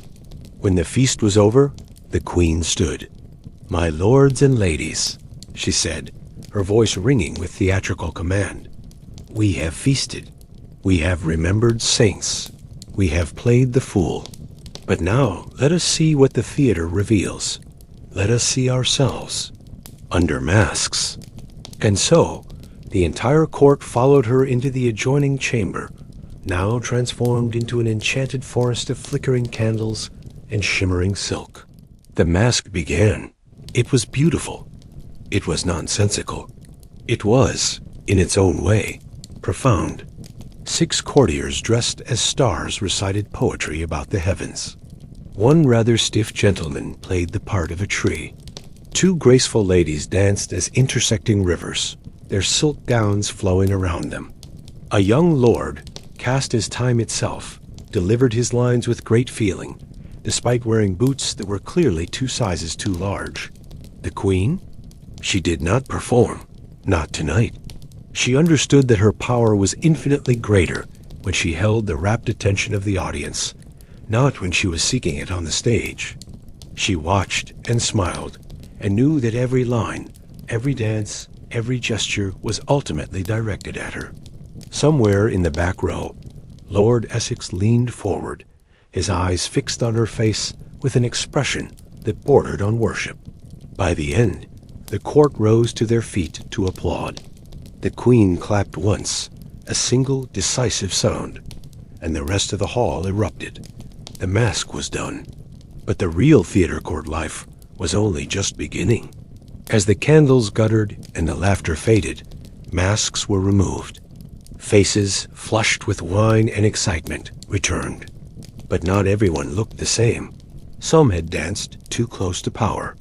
Some had looked for too long at a forbidden's face. Some had been reminded of their own insignificance by not being seen at all. And Elizabeth, retreating to her chambers with her unreadable, all-seeing eyes, had noticed everything. By the time the court stumbled into the 7th day of Christmas, a deep and collective weariness had set in.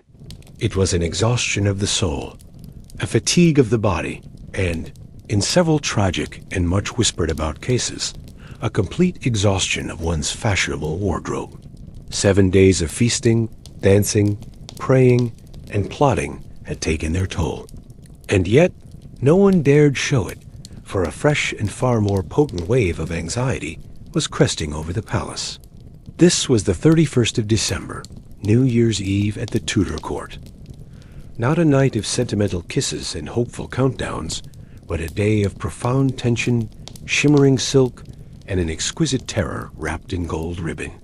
In Tudor England, the exchange of New Year's gifts was not simply a pleasant seasonal offering. It was a brutal, public, and high-stakes political audit. These gifts were statements, whispering ambitions and allegiances that could never be spoken aloud.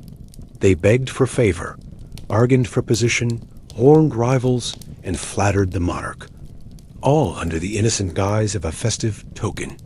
And the Queen or the King, if one looked further back to Henry VIII's thunderous, demanding days, kept a ledger. Yes, a literal, leather-bound ledger. Within its pages, a team of meticulous scribes recorded, in elegant, unforgiving script, the name of every single gift-giver, a detailed description of their offering, and most importantly, whether the gift was accepted with favor or rejected with a silence that could end a career. So on this day, the court buzzed not with joy, but with a deep and palpable dread. The process of giving and receiving gifts had all the coiled tension of a battle strategy and the life-altering stakes of a royal marriage proposal. Was the embroidery on the gloves fine enough? Was the poem included with the purse too bold? Or worse, too clumsy? Was that Italian snuff box a sophisticated sign of continental taste, or a dangerously foreign affectation? Was the gift too cheap, suggesting a lack of respect? Or was it, God help us, too expensive, suggesting an unseemly level of wealth and ambition? Every noble, from the oldest, most powerful dupe to the youngest, most insignificant page, spent the morning pacing their chambers, retying ribbons, rechecking the wrapping for flaws, and whispering to their fellows, "What are you giving her?" as if it were a matter of national security. Which, to be fair, it often was. The entire court was a theater of agonized decision-making. Lord Essex, ever magnificent and irrepressibly moody, had of course gone to extravagant lengths. He had composed a heart-wrenching sonnet on the nature of divine light, commissioned a flawless portrait miniature of himself, looking suitably heroic, and had wrapped both treasures inside a velvet purse filled with dried rose petals, which he claimed were gathered from a garden the Queen had briefly walked in 6 years prior. Is it too much? He asked of his reflection, of his servants, of anyone who would listen. The Queen's fool, observing the spectacle from a corner, was heard to mutter, "It is not the gift she wants, my lord, but the obedience." But no one, least of all Essex, was listening. Elsewhere, the shrewd Lady Scrope offered a magnificent jeweled girdle, its buckle inscribed with a Latin phrase, praising virtuous rule. Sir Francis Bacon, a man who never missed an opportunity for self-promotion, sent a beautifully bound copy of a new book he had written on the advancement of learning. Of course he had. The more practical Lord Hunsdon, the Queen's own cousin, eschewed such intellectualism and offered a case of rare Rhenish wine and a knowing wink. The Queen had often said she preferred honest wit to cloying flattery, but no one really believed her, especially not after the incident a few years prior, when she had rejected a masterfully crafted lute with the chillingly simple explanation that it seemed too confident. The presentation of the gifts was a slow, agonizing, and deeply public ceremony. They were delivered by a trusted page or presented by the giver themselves, a move reserved for the very bold or the very favored. The Queen would receive them in her presence chamber, a grand room made more intimidating by the occasion. She sat enthroned beneath her velvet canopy of estate, a living icon of power, surrounded by her chief ladies and the ever-present scribes with their open ledgers and sharpened quills. Each courtier's name was read aloud by a herald. The gift was brought forward and placed upon a table for her inspection. Her reaction, a smile, a frown, a look of polite indifference, was carefully observed by the entire room and mentally recorded by every ambitious soul present. Nothing was ever just nice. One year, a well-meaning noblewoman had presented a length of priceless silk, exquisitely embroidered with a herd of silver unicorns. The Queen had paused, touching the fabric with a single finger, before saying with a voice like honeyed ice, "How delightful," though I have always found unicorns to be a touch imaginary. The room had erupted in nervous, appreciative laughter. The noble woman, it was said, had cried for an hour, quietly, in a deserted hallway. This year, Elizabeth's face was even more inscrutable than usual. She wore a gown of white satin, her fingers heavy with opal rings. Around her neck was her famed armor necklace, a formidable piece so laden with pearls, gold, and heavy symbolism that it clanked softly when she moved. Each time a gift was presented, she would tilt her head like a magnificent bird of prey, deciding whether a proffered mouse was worth the effort of consumption. Some gifts clearly delighted her. A finely wrought silver hand mirror, a short, witty poem etched into a pane of glass, a box of sugared violets, which she immediately opened and passed to a favored lady-in-waiting with a slight, approving nod. Some gifts seemed to confuse her. A pair of French gloves that smelled vaguely of cloves, and to a suspicious nose, treason. A bizarrely carved ivory monkey holding a tiny scroll. She accepted these with a non-committal HM, a sound which the court would spend weeks attempting to decipher. It could mean anything from how intriguing to have this person watched. And one gift, a small, humbly wrapped book of psalms, delivered by a shaking young squire from a minor Catholic family, was met with a profound and terrifying silence. She accepted it without a word, placed it aside without a glance, and said nothing at all. That silence, more than any harsh word or public rebuke, was a political death sentence. By evening, the court learned that the squire had mysteriously remembered a gravely sick uncle in distant Cornwall and had vanished from court overnight. While the queen received her mountain of gifts, she also prepared to distribute her own. For the monarch was also expected to give gifts, thereby completing the ritual of patronage and obligation. Her gifts robes of fine cloth, gold rings, heavy silver cups, and personal tokens of favor were dispensed with surgical precision, reinforcing the court's rigid hierarchy for all to see. Some, her most trusted counselors and dearest friends, received lavish treasures that spoke of her deep affection and reliance. Lord Burleigh, her steadfast rock, received a jeweled crucifix and a private, handwritten note, and the entire court buzzed with whispers about the contents of that note. Others, whose stars were fading, received a pointedly lesser gift, or worse, nothing at all. When the ambitious Lady Rich, a woman whose loyalty was in question, received only a cool public smile and no package, half the court smirked with unconcealed delight. And when the young, clever, and irritatingly organized Robert Cecil received a magnificent golden pen case directly from the Queen's hand, many wondered if they were witnessing the anointing of her next great counselor.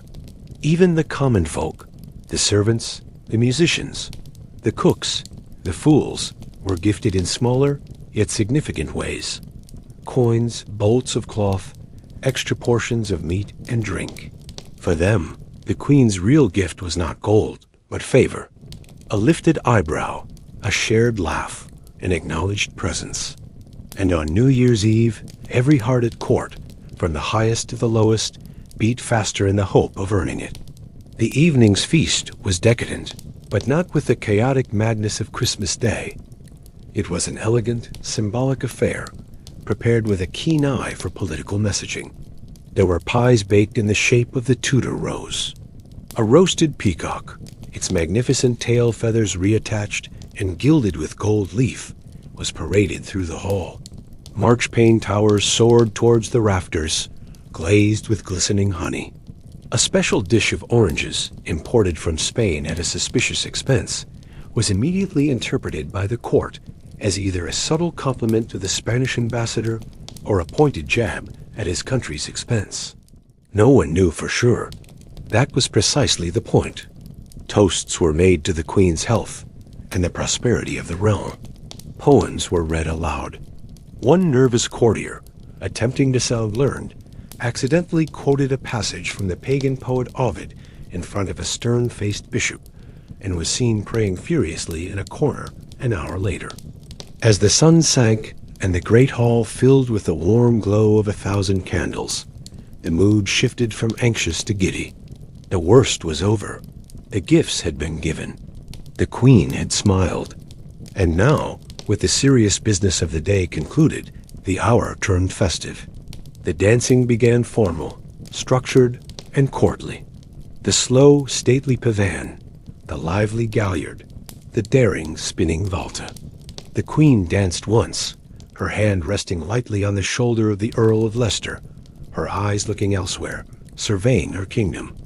Lady Mary Sidney played the virginals with effortless grace. Pages refilled goblets with wine. A jester finally let off his leash, rode through the hall on a wooden pig, shouting nonsensical predictions for the new year, one of which was, "My Lord Arundel will marry himself, and I predict he will lose the argument." At midnight, though the court rarely counted the exact hour with precision, the Queen rose and raised her goblet. "To another year of light," she said, her voice clear and carrying. And may no one see fit to gift me anything embroidered with unicorns." A wave of relieved laughter and applause swept the room. When the queen finally retired, she left behind a court buzzing not just with wine, but with fervent, untethered ambition. Who had risen tonight? Who had stumbled? What did her smiles mean?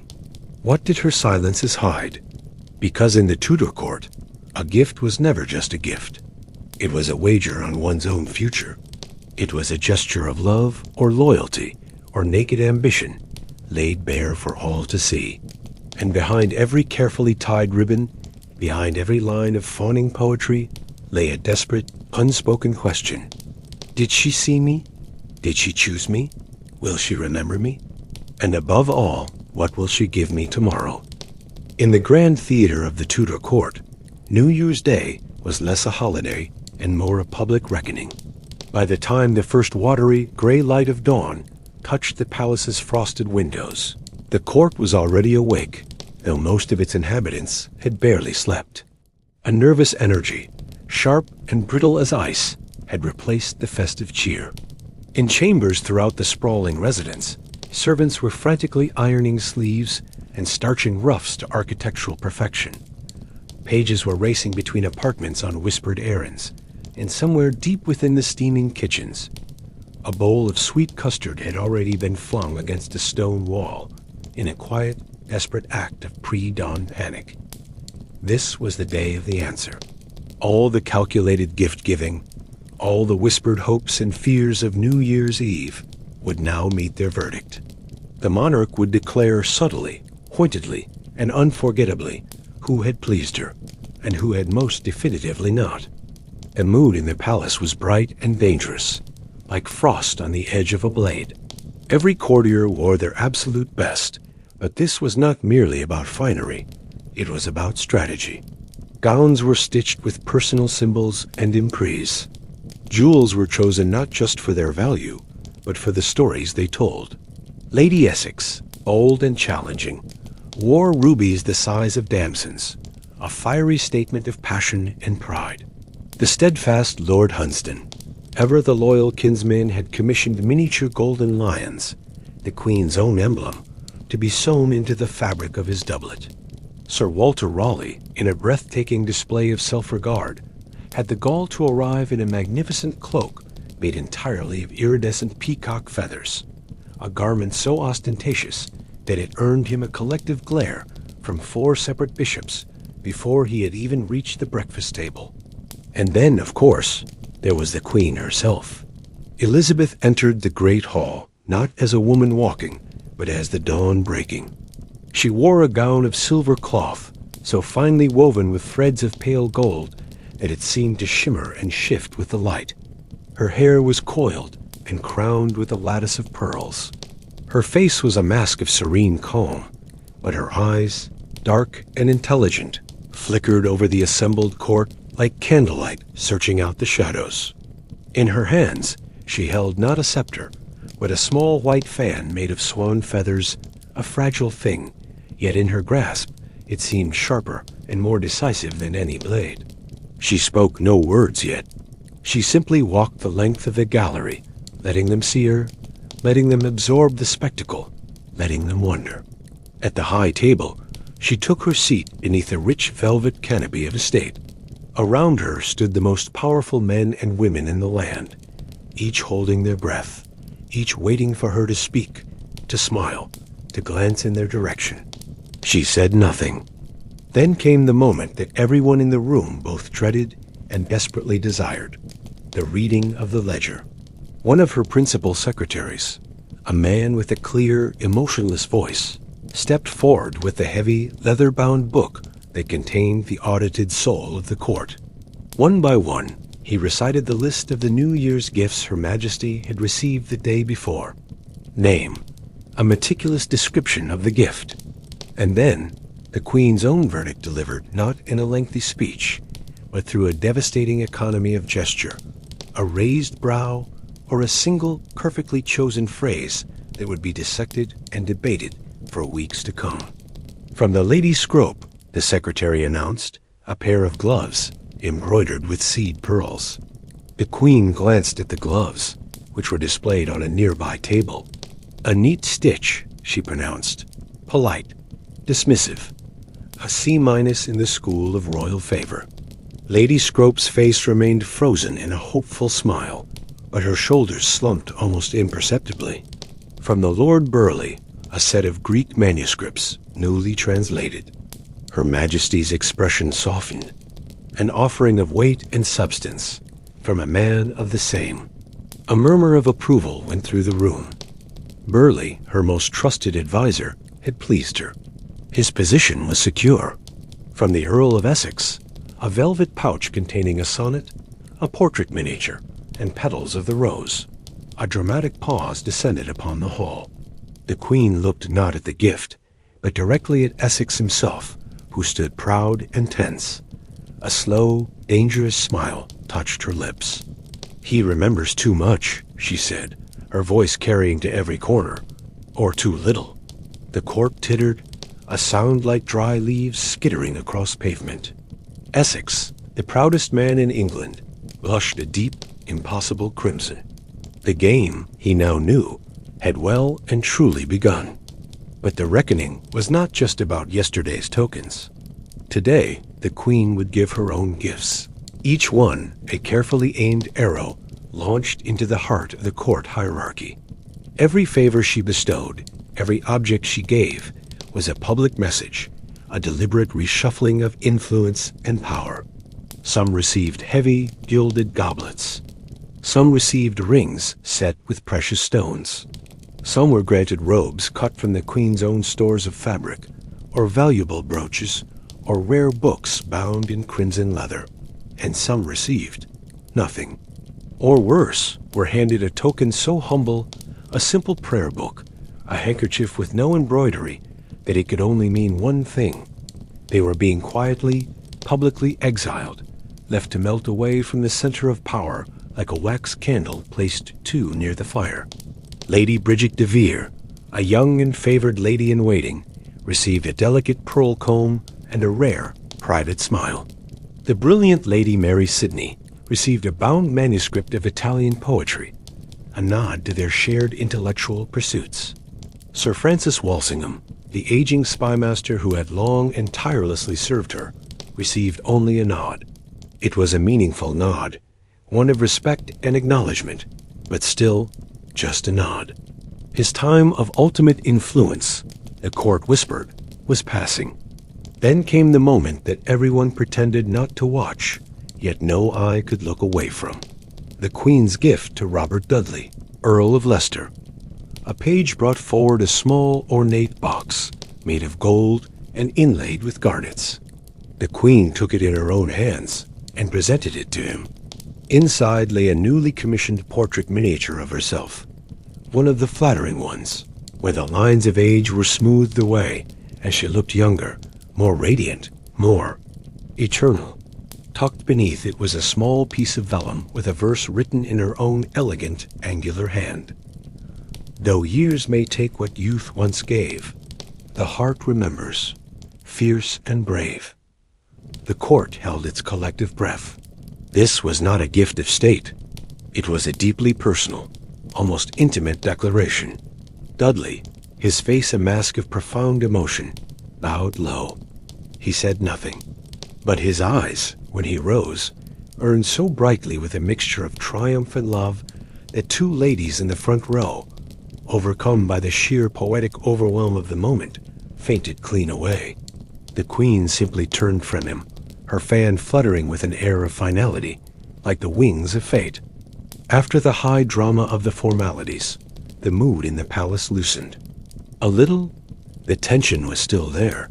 Of course, this was Tudor court life, not a country picnic, but music tentatively started up again. Lutes, flutes, a soft, insistent drumbeat. The musicians, masters of reading the room, knew better than to play anything too cheerful too quickly. Today was a delicate instrument. A single false note could end a career. The dancing that followed was gentle, almost ceremonial. The Queen, signaling her approval, joined in a slow, stately pavan with her cousin, Lord Hunsdon. Every step, every turn, Every glance was watched, weighed, and interpreted by the courtly vultures on the sidelines.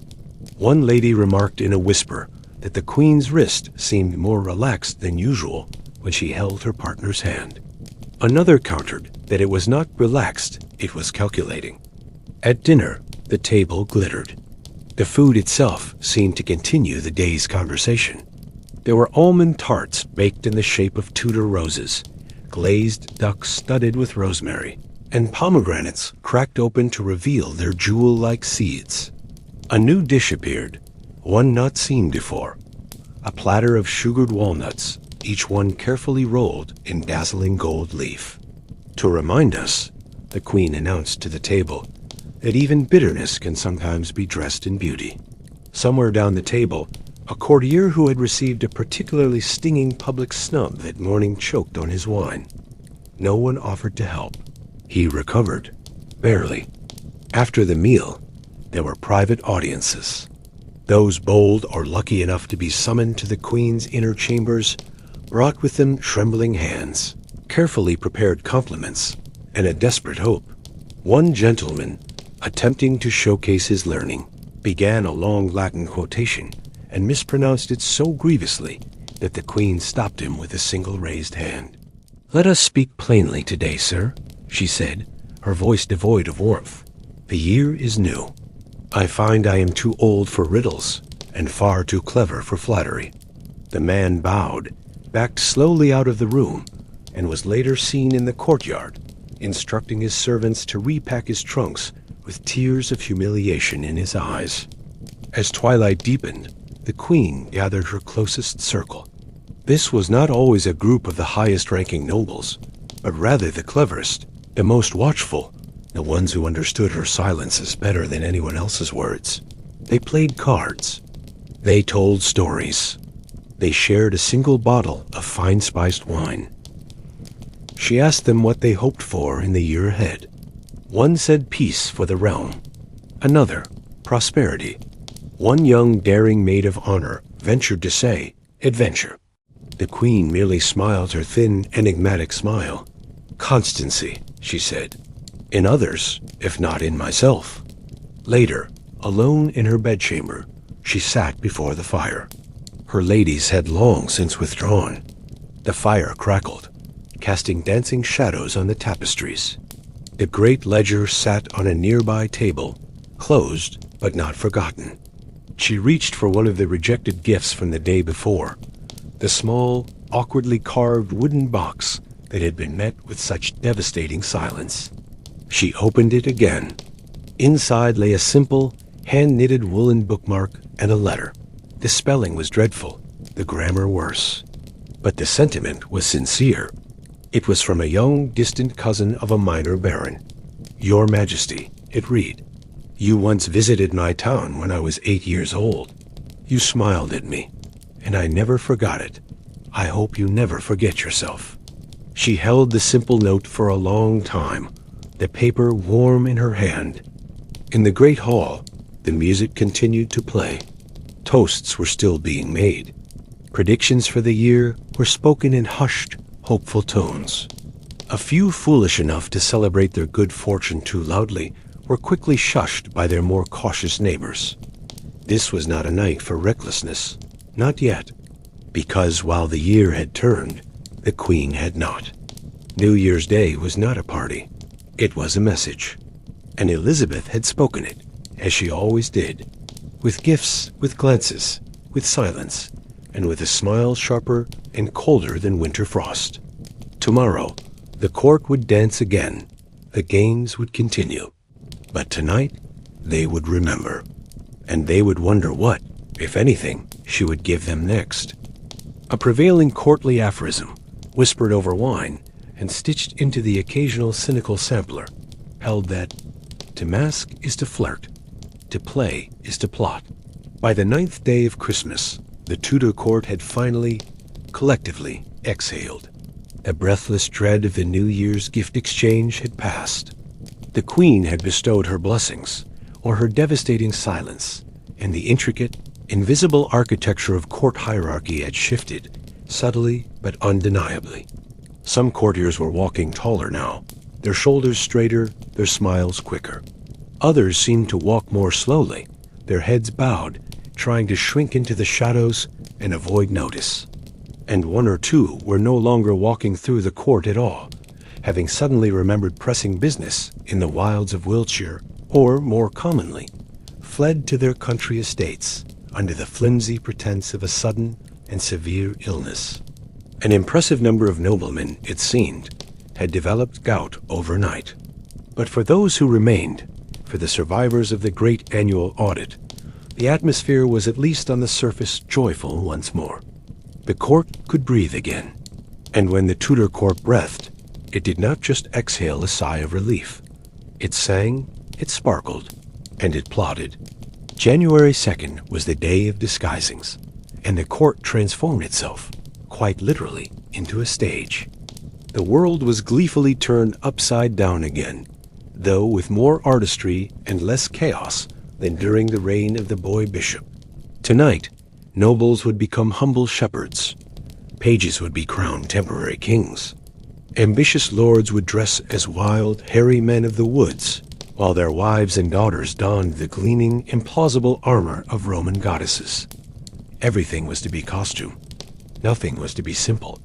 The morning was quiet only, because most of the court had been awake until the small hours, secretly sewing bells onto their jerkins, practicing their lines in drafty hallways, and hissing stage directions at one another like conspiratorial spies. By midday, the palace was buzzing with the frantic energy of preparation. In the chambers, wigs were being arranged on stands like furry battle formations. Velvet capes were being steamed to remove any unseemly wrinkles, and stockings of every conceivable color were being pulled over swords to be carried as props. Someone was missing a gilded helmet. Someone else, it was rumored, was missing their dignity entirely, having been seen attempting to fit into a costume clearly made for a much smaller man. In the Queen's presence chamber, one earnest young courtier was so lost in his role that he began rehearsing his shepherd's monologue aloud, not realizing that Her Majesty had already entered the room. When he finally turned and saw her silent, arms folded, the full and terrifying weight of the monarchy contained in a single, dryly amused glance, he bowed so fast and so low that he nearly headbutted the Persian carpet. She let him tremble for a long moment before saying, her voice laced with silken irony, "We do enjoy a good shepherd, especially a quiet one." Disguises had long been an integral part of Tudor Christmas celebrations. They were called mummings, maskings, or simply revels, and they served 1,000 purposes beyond mere entertainment. They were a necessary pressure valve, allowing for a level of familiarity and foolery that would normally be unthinkable. More importantly, they allowed difficult truths to slip out from behind painted faces and elaborate masks. Under a velvet hood, a courtier might dare to offer a piece of advice or a veiled criticism that he would never whisper with his own name and reputation attached. And the Queen, cleverer than any playwright at her court, always listened intently for the sound of truth buried deep within the fiction. The official mask of the day, the centerpiece of the evening's revels, was a curious and ambitious thing called The Garden of Echoes. It had been written by a young court poet with far too much talent and even more ambition. The plot, as far as anyone could decipher it, featured an enchanted grove, a set of talking statues, a beautiful but melancholy queen lost in a labyrinth of her own making, and a chorus of shepherds who seemed far too interested in the finer points of court protocol to be genuine countrymen. The Queen watched it all from her throne, which had been moved to the end of the great hall. She was flanked by her chief ladies, who were themselves dressed for the occasion as stars and moons. Her expression throughout the performance was one of serene, placid enjoyment, but her fan never stopped moving a slow, rhythmic flutter that could have meant approval, boredom, or the plotting of a naval invasion. No one could be sure. The brilliant Lady Mary Sidney, whose voice could make a laundry list sound like a sonnet, narrated the masque with a silken clarity that filled the hall. Lord Southampton, impossibly handsome, appeared dressed as the god Mercury, complete with winged sandals and a silver tongue, and recited an ode to the lost queen so layered with florid compliments that half the court swooned and the other half gagged. At the climax of the performance, a masked figure, playing the queen, the knight, stepped forward to deliver a powerful monologue. It was suspiciously full of pointed lines about the burdens of power, the agony of loneliness, and the soul-crushing weight of ruling among flatterers and fools. A hush fell. The real queen, on her throne, raised one imperious brow. She leaned slightly forward and murmured to her master of revels, "Who wrote this part?" No one answered. The ambitious young poet was later seen in a corner, profusely apologizing to his own reflection in a polished suit of armor. After the mass concluded, the dancing began, but this time it was dancing in disguise. The hall was lit with hundreds of torches, their light glinting off the silks and satins that had been hung from the rafters to make the room look like a magical garden at midnight. And every single person, from the highest lord to the humblest page, wore a mask. Everyone had a role to play. Some chose simplicity, concealing their identity behind elegant domino cloaks and satin half-masks. Others aimed for full spectacle. There were men dressed as strutting peacocks, roaring lions, and grim-faced Greek gods. One bold gentleman, Sir Giles Houghton, came dressed as a piece of furniture. "I am the throne of loyalty, your majesty," he declared, bowing stiffly. "I see," the queen replied, her eyes twinkling with dangerous mirth. "Do try not to wobble." The masked ball was a perfect recipe for chaos and intrigue. Lady Essex danced with a tall, mysterious partner for 4 full songs before realizing, with a shriek of genuine horror, that it was not her husband, but the Spanish ambassador. Her swift, panicked retreat caused a burst of scandalous laughter and no small diplomatic headache for the next week. Elizabeth herself did not disguise. She never did. She had once remarked that she had no need to wear a mask when so many around her wore theirs on a daily basis. Instead, she stood beneath a silver bough woven with artificial flowers, watching them all, an undisguised goddess observing the follies of mortals. And from her vantage point, she knew precisely who was dancing with whom. "See there," she whispered to Lady Scrope, her fan indicating a couple twirling in the center of the floor. "Sir Thomas flirts with the moon tonight, though only yesterday he swore his eternal devotion to the sun." Lady Scrope, never missing a beat, replied, "And by tomorrow, your grace, he will most likely be burned by both." Their laughter was like the chiming of tiny, sharp bells. It was the sound of a friendship that could curdle in an instant. The disguises, of course, did not last forever. As the night wore on and the wine flowed, the masks were eventually removed, either by design or by accident. And with the unmasking came the revelations. One gentleman, having flirted outrageously for an hour, was mortified to discover he had been attempting to seduce his own first cousin. A lady, upon removing her mask, revealed a tear-streaked face and fled the hall before anyone could ask her why. Another lifted his lion mask, only to find himself face to face with the very unimpressed husband of the lioness he had been pursuing all evening. The queen, seated with her goblet of spiced wine, sipped and surveyed the gentle chaos. "It is ever the peril of masks," she observed to no one in particular. "You forget who you are, or worse, you forget who they are." But she was not immune to the power of performance. Late in the evening, when most of the court had grown sleepy and bold with drink, she permitted one final scene. She called for the actors from the mask to assemble before her again. This time, however, she had a different request.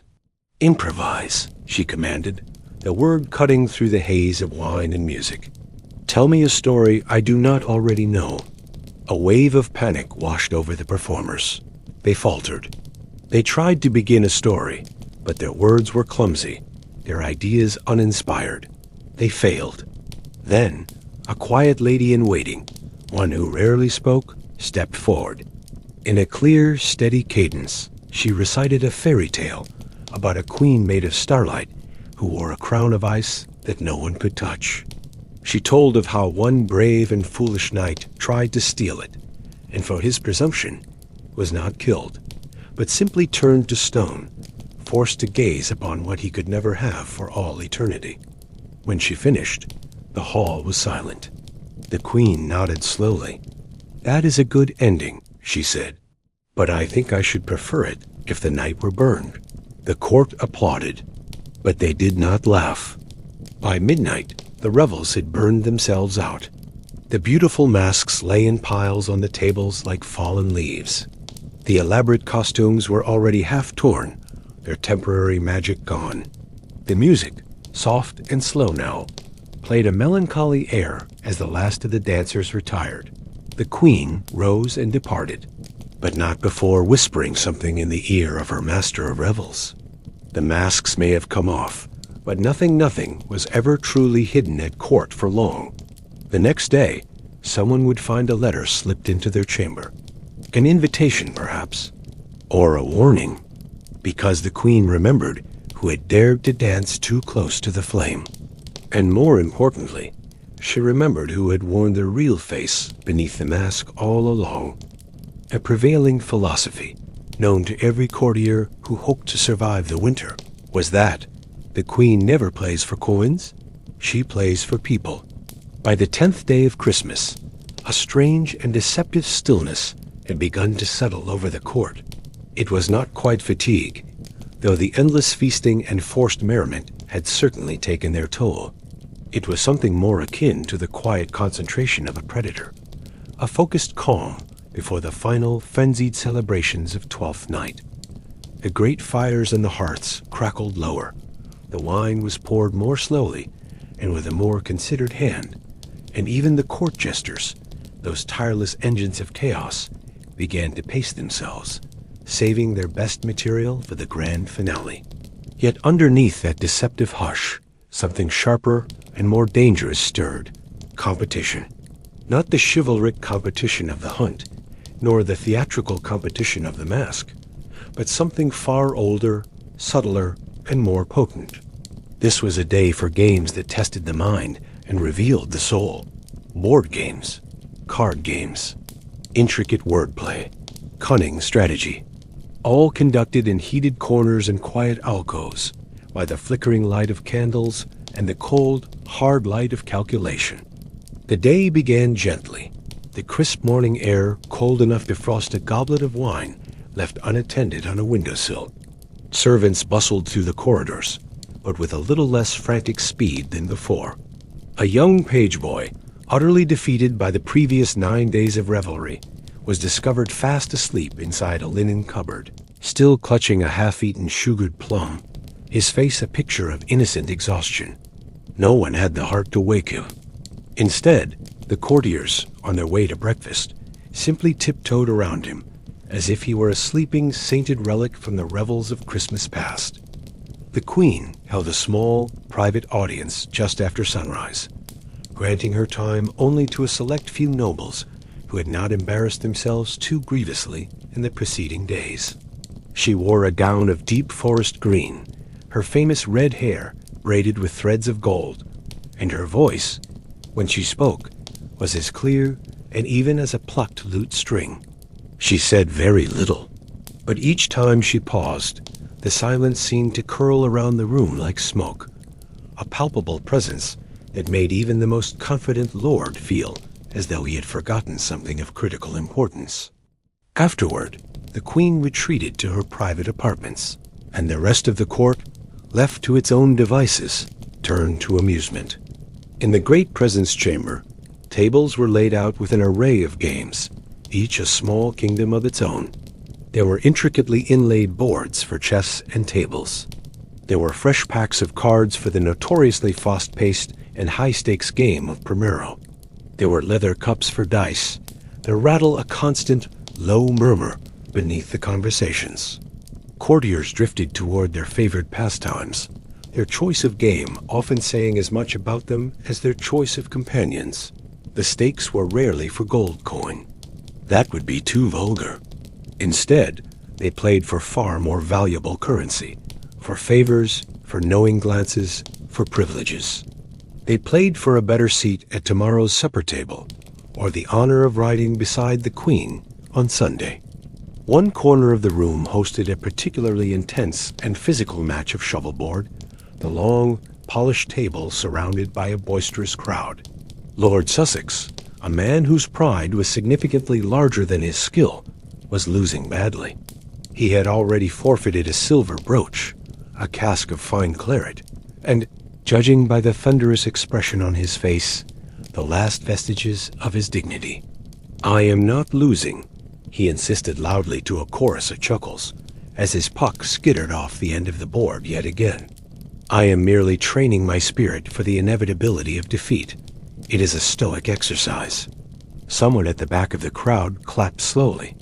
Elsewhere, in a quieter, more intense gathering, Lady Mary Radcliffe and Sir Edward Wotton were engaged in a prolonged battle of chess. Their concentration was so absolute that a silent crowd formed around their table. Wagers were placed in hushed whispers. A lovesick poet, inspired by the drama, began composing a sonnet in real time, describing each of Lady Mary's moves as a metaphor for the intricate strategies of courtship. The Queen, when she heard about the poem later, demanded it be read aloud at supper. "If it offends the lady," she declared with a glint in her eye, "we shall blame the poet. If it flatters her, we shall blame the chess." Meanwhile, the Queen's private chambers remained calm, but they were far from idle. Elizabeth had invited only 3 guests to join her that afternoon: Lady Mary Sidney, Sir Christopher Hatton, and the young Robert Cecil. Each was offered warm, spiced pears, a glass of wine, and an invitation to play a game. Not a game of cards or chess, but a game of questions, where the answers were the currency, and the prize was the Queen's continued respect. "What," she began, fixing her gaze on Lady Sidney, "is the greatest threat to a crown?" The lady, a poet and a thinker, did not hesitate. "Flattery, Your Majesty," she replied, "especially when it arrives wrapped in an expensive gift." The Queen nodded, a flicker of approval in her eyes. She turned to Sir Christopher Hatton, her handsome, loyal Lord Chancellor. "And what should a prince fear most in this world?" she asked. "Silence," Hatton said, and paused for effect. "Especially your silence, Majesty." Elizabeth laughed then, a rare, genuine sound. "Clever boy," she said, tapping his arm with her fan. "Try not to lose that edge. It is your most valuable asset." Back in the public gallery, the games continued with renewed vigor. Pages, huddled in a corner, played at dice while pretending to their overseers that they were merely discussing scripture. A group of ladies-in-waiting, bored with needlework, invented a new game called Guess Who the Queen Dislikes This Afternoon, which resulted in both gales of shared hilarity and one lady storming out in tears when she was unanimously voted the winner. Lord Essex, ever the peacock, challenged 3 men to Primero, a game of bluff and daring. He lost 2 rounds spectacularly, then stood and claimed with a grand gesture that he had merely been testing their honesty. "Good," the Queen was reported to have said when the story reached her. "Let us hope they are honest enough to let you keep your shirt." The jesters performed intermittently, their foolery a welcome counterpoint to the day's quiet intensity. One balanced a precarious tower of goblets on his chin while reciting fragmented psalms. Another performed an impersonation of the Spanish ambassador that was so devastatingly accurate, capturing his lisp, his pompous walk, and his disdain for English food, that the real ambassador, upon seeing it, left the hall in a swirl of fur and wounded pride. As evening fell, a more formal set of entertainments began: riddles and verse, performed by the flickering, intimate candlelight. Each noble, in turn, was expected to answer a question or a riddle with a clever rhyme, a short story, or, in some cases, a poorly concealed insult aimed at a rival. Lady Catherine Howard, a woman with a famously melancholic wit, was asked, "What is love?" She answered with a verse that silenced the room. Love is a lute that sings in the snow, beautiful, brittle, and bound not to grow. It earned a murmur of thoughtful approval, and one biting comment from her rival that some lutes sound far sweeter when they are kept quiet in their case. The Queen said nothing, but she smiled, and later that night it was noted by all that Lady Catherine was invited to play the virginals in Her Majesty's private chamber. Not everyone played the game of wit so well.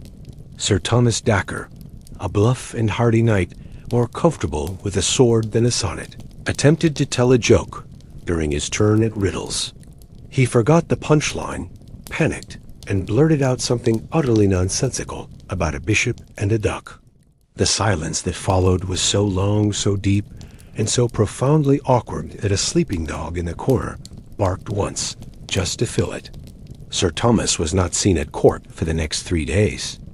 The Queen ended the day, as she so often did, not with fanfare or proclamation, but with quiet, penetrating observation. She walked silently through the great hall, a ghost of green and gold, pausing to watch each game.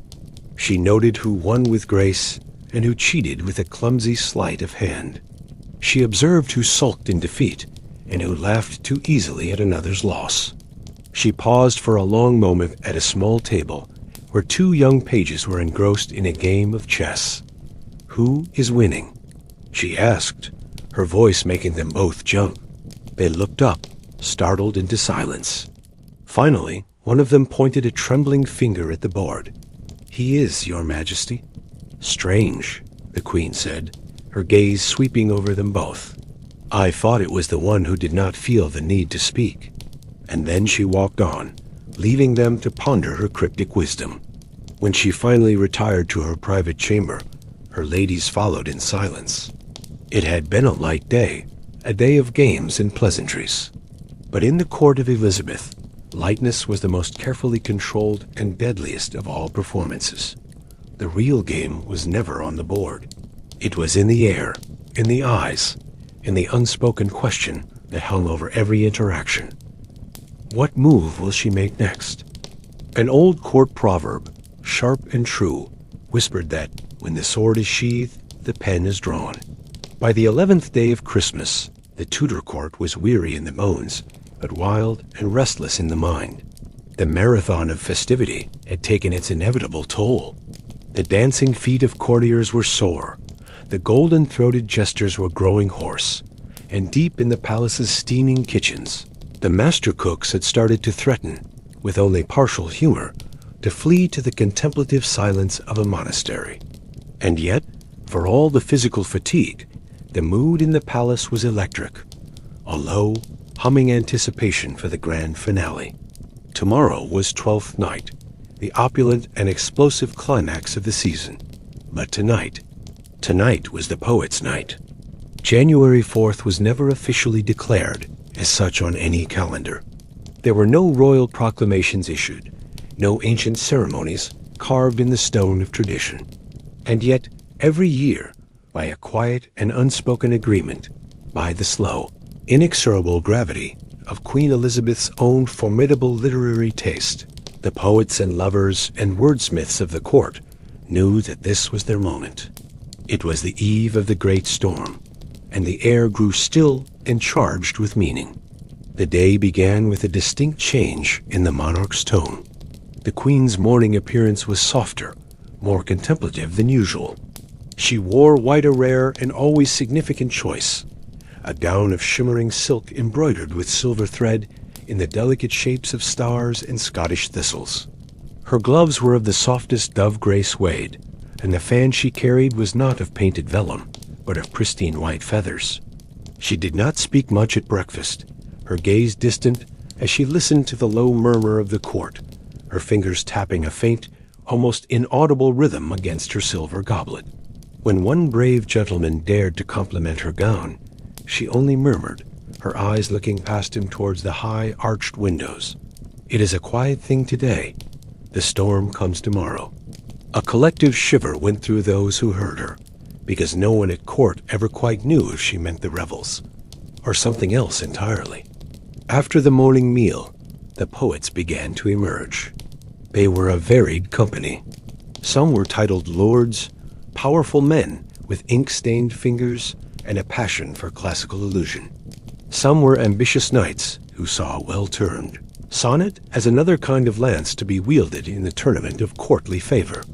And some were humble scribes or university men, hoping to climb the treacherous ladder of patronage with nothing but a well-stocked arsenal of metaphor and a reserve of blind hope. And all of them had written something for her. A poem for the Queen was never just a gift of art. It was a gamble of the highest order, a sword offered to her without a hilt. One never knew if she would smile upon a verse, scoff at a clumsy rhyme, or scold a line that flew too close to the sun of her majesty. One never knew whether a clever phrase would earn a ring from her own finger, or a rebuke that could wither a man's reputation on the spot. And yet they wrote. For a queen who loved words, they always wrote. The presentations began in the presence chamber. The brilliant Lady Mary Sidney, a poet of exquisite skill, presented a short lyric about the Queen as the celestial light that outshone the physical sun. It was subtle, elegant, and theologically sound. Elizabeth nodded, the slightest hint of a smile touching her lips. "It is well measured, my lady," she pronounced, like a gown that flatters the wearer without proclaiming its own expense. It was high praise. Lady Mary's brother, the passionate Sir Philip Sidney, offered verses that were more impassioned and fiery. Grand metaphors of phoenixes rising from the ashes, of divine fire, and of an England set ablaze with her virtue. The Queen raised one eyebrow, a flicker of amusement in her eyes. "You have been reading too much Virgil, Sir Philip," she chided gently. "Either that, or drinking too much sack." Still, she took the parchment and handed it to a lady-in-waiting to be kept. It was an acceptance. Then came Robert Devereux, the young, dashing, and impossibly arrogant Earl of Essex. His verses were not elegant or classical. They were full of a raw, dangerous longing, worshipful and reckless. They were the kind of lines that teetered on the very edge of propriety. A breath away from insolence, a heartbeat away from treason. The final stanza, read aloud by Essex himself with trembling pride, ended with the audacious lines, "Though crown may weigh thy brow with gold, thy heart, methinks, is mine to hold." A profound silence fell upon the room. Everyone watched the Queen. She read the parchment he offered her twice, her face an unreadable mask. Then she read it once more, slowly. Finally, she folded it with precise, deliberate movements, handed it to a page, and said, her voice clear and carrying, "Tell Lord Essex his pen is a great deal braver than his tongue." No one, least of all Essex, could tell whether she meant it as the highest praise or the most damning criticism. That afternoon, seeking to stir the intellectual pot further, the Queen declared an impromptu contest. It was a challenge to her court. Compose a verse in the span of a single hour that must use 3 specific words: mirror, storm, and mercy. A collective groan filled the room. Several famously unpoetic men turned visibly pale. A young lady-in-waiting, overwhelmed by the pressure, fainted entirely, though it may have been from the constricting force of her corset.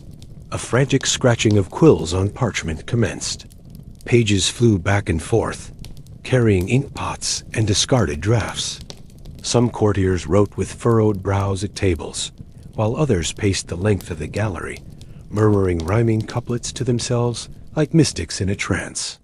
One poor scribe, in a fit of panic, submitted a rather charming drawing of a cat holding a mirror during a thunderstorm, which was quietly removed and later used as a napkin.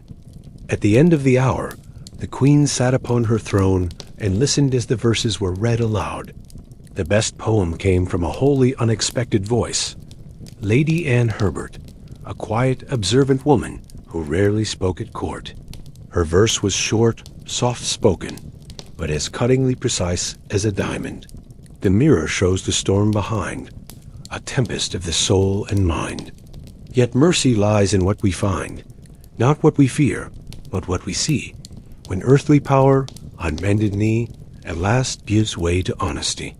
When she finished, the queen did not smile. She did not blink. For a long moment, she was utterly still.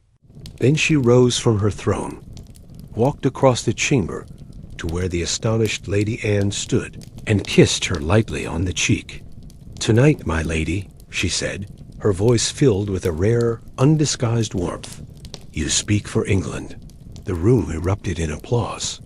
But not everyone applauded with genuine feeling, for poetry at court was not always a gift of grace. It was also a field of rivalry, a hothouse of jealousy, a blade sharpened in elegant verse. That evening, murmurs and whispers filled the hall about who had written what, and more importantly, who had written it for whom. Rumors swirled that one lord, known for his wealth, but not his wit, had paid a struggling Cambridge schoolmaster 5 shillings to write his entry. Another was accused in hushed tones of having plagiarized his best lines from a Roman funeral oration. A third, a young knight who had penned a particularly clumsy sonnet and been ignored by the queen entirely, left the palace before supper and was last seen viciously kicking a snowman in the royal orchard. Supper was a lighter affair than usual. There was no grand pageantry, no flaming boars' heads or sugar subtleties. Instead, the tables were set with simple roast fowl, warm bread, and platters of honeyed carrots. The queen chose to dine in a side chamber with only her closest companions, and to their surprise, she asked them not about foreign policy or court gossip, but about poetry. "What," she asked her old friend Lady Scrope, "rhymes with the word crown besides the obvious word frown?" Lady Scrope, a woman as unsentimental as the queen herself, replied without hesitation.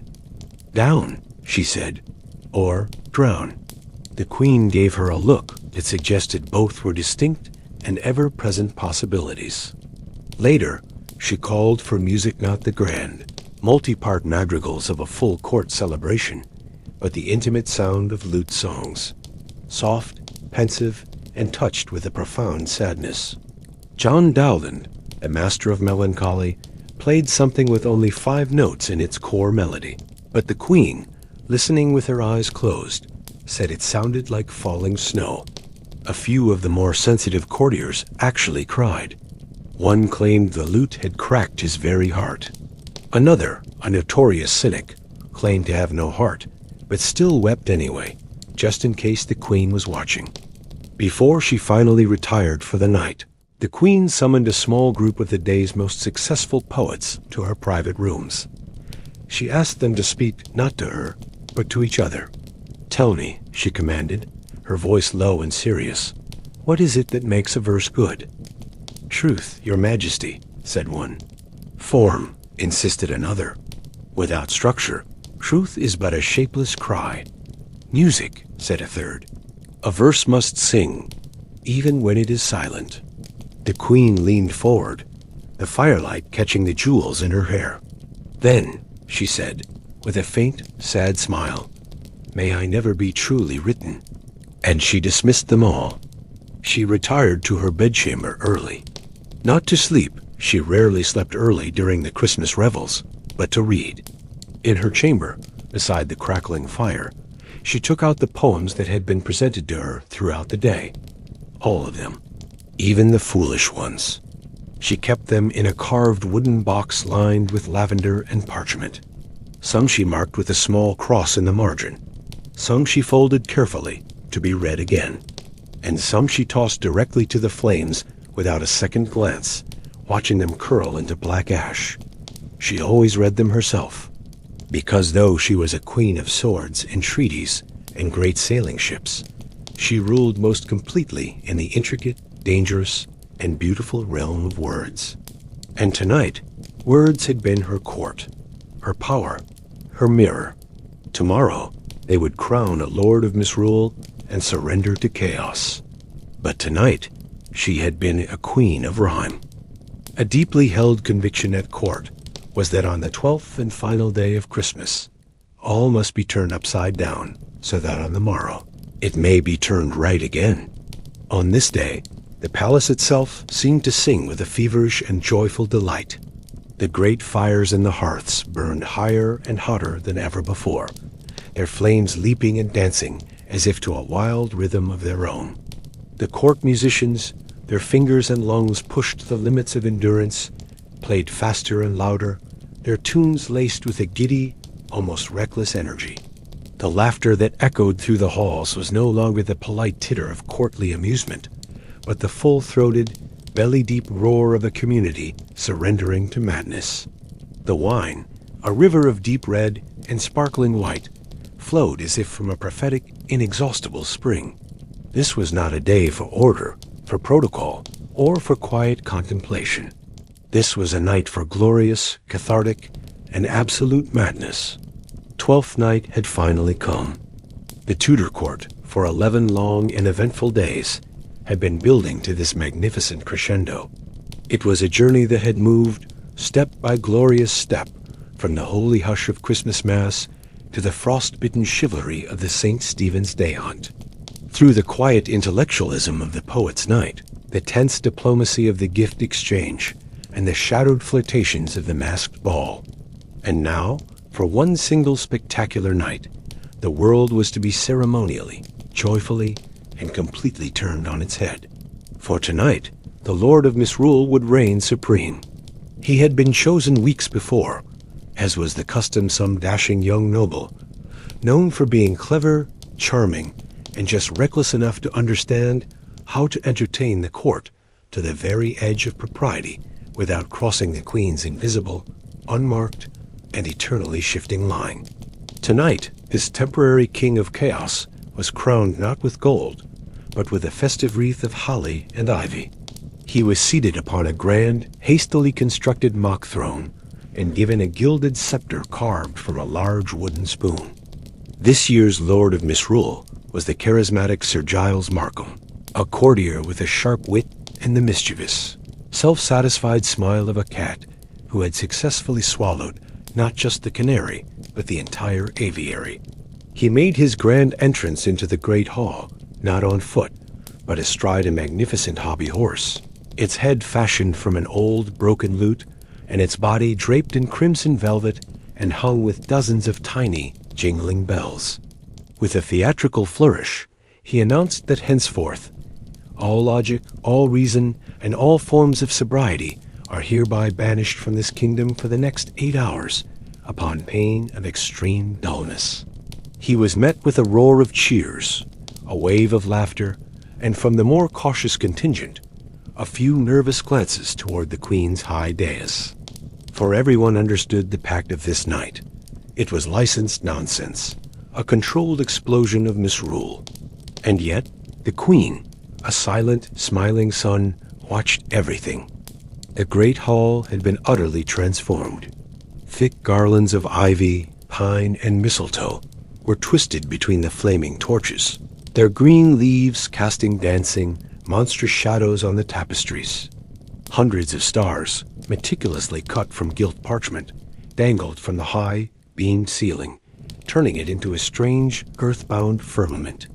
The long trestle tables had been rearranged from their usual linear formation into a great horseshoe, a democratic shape where no one save the Queen, on her elevated dais, could claim to hold the highest seat.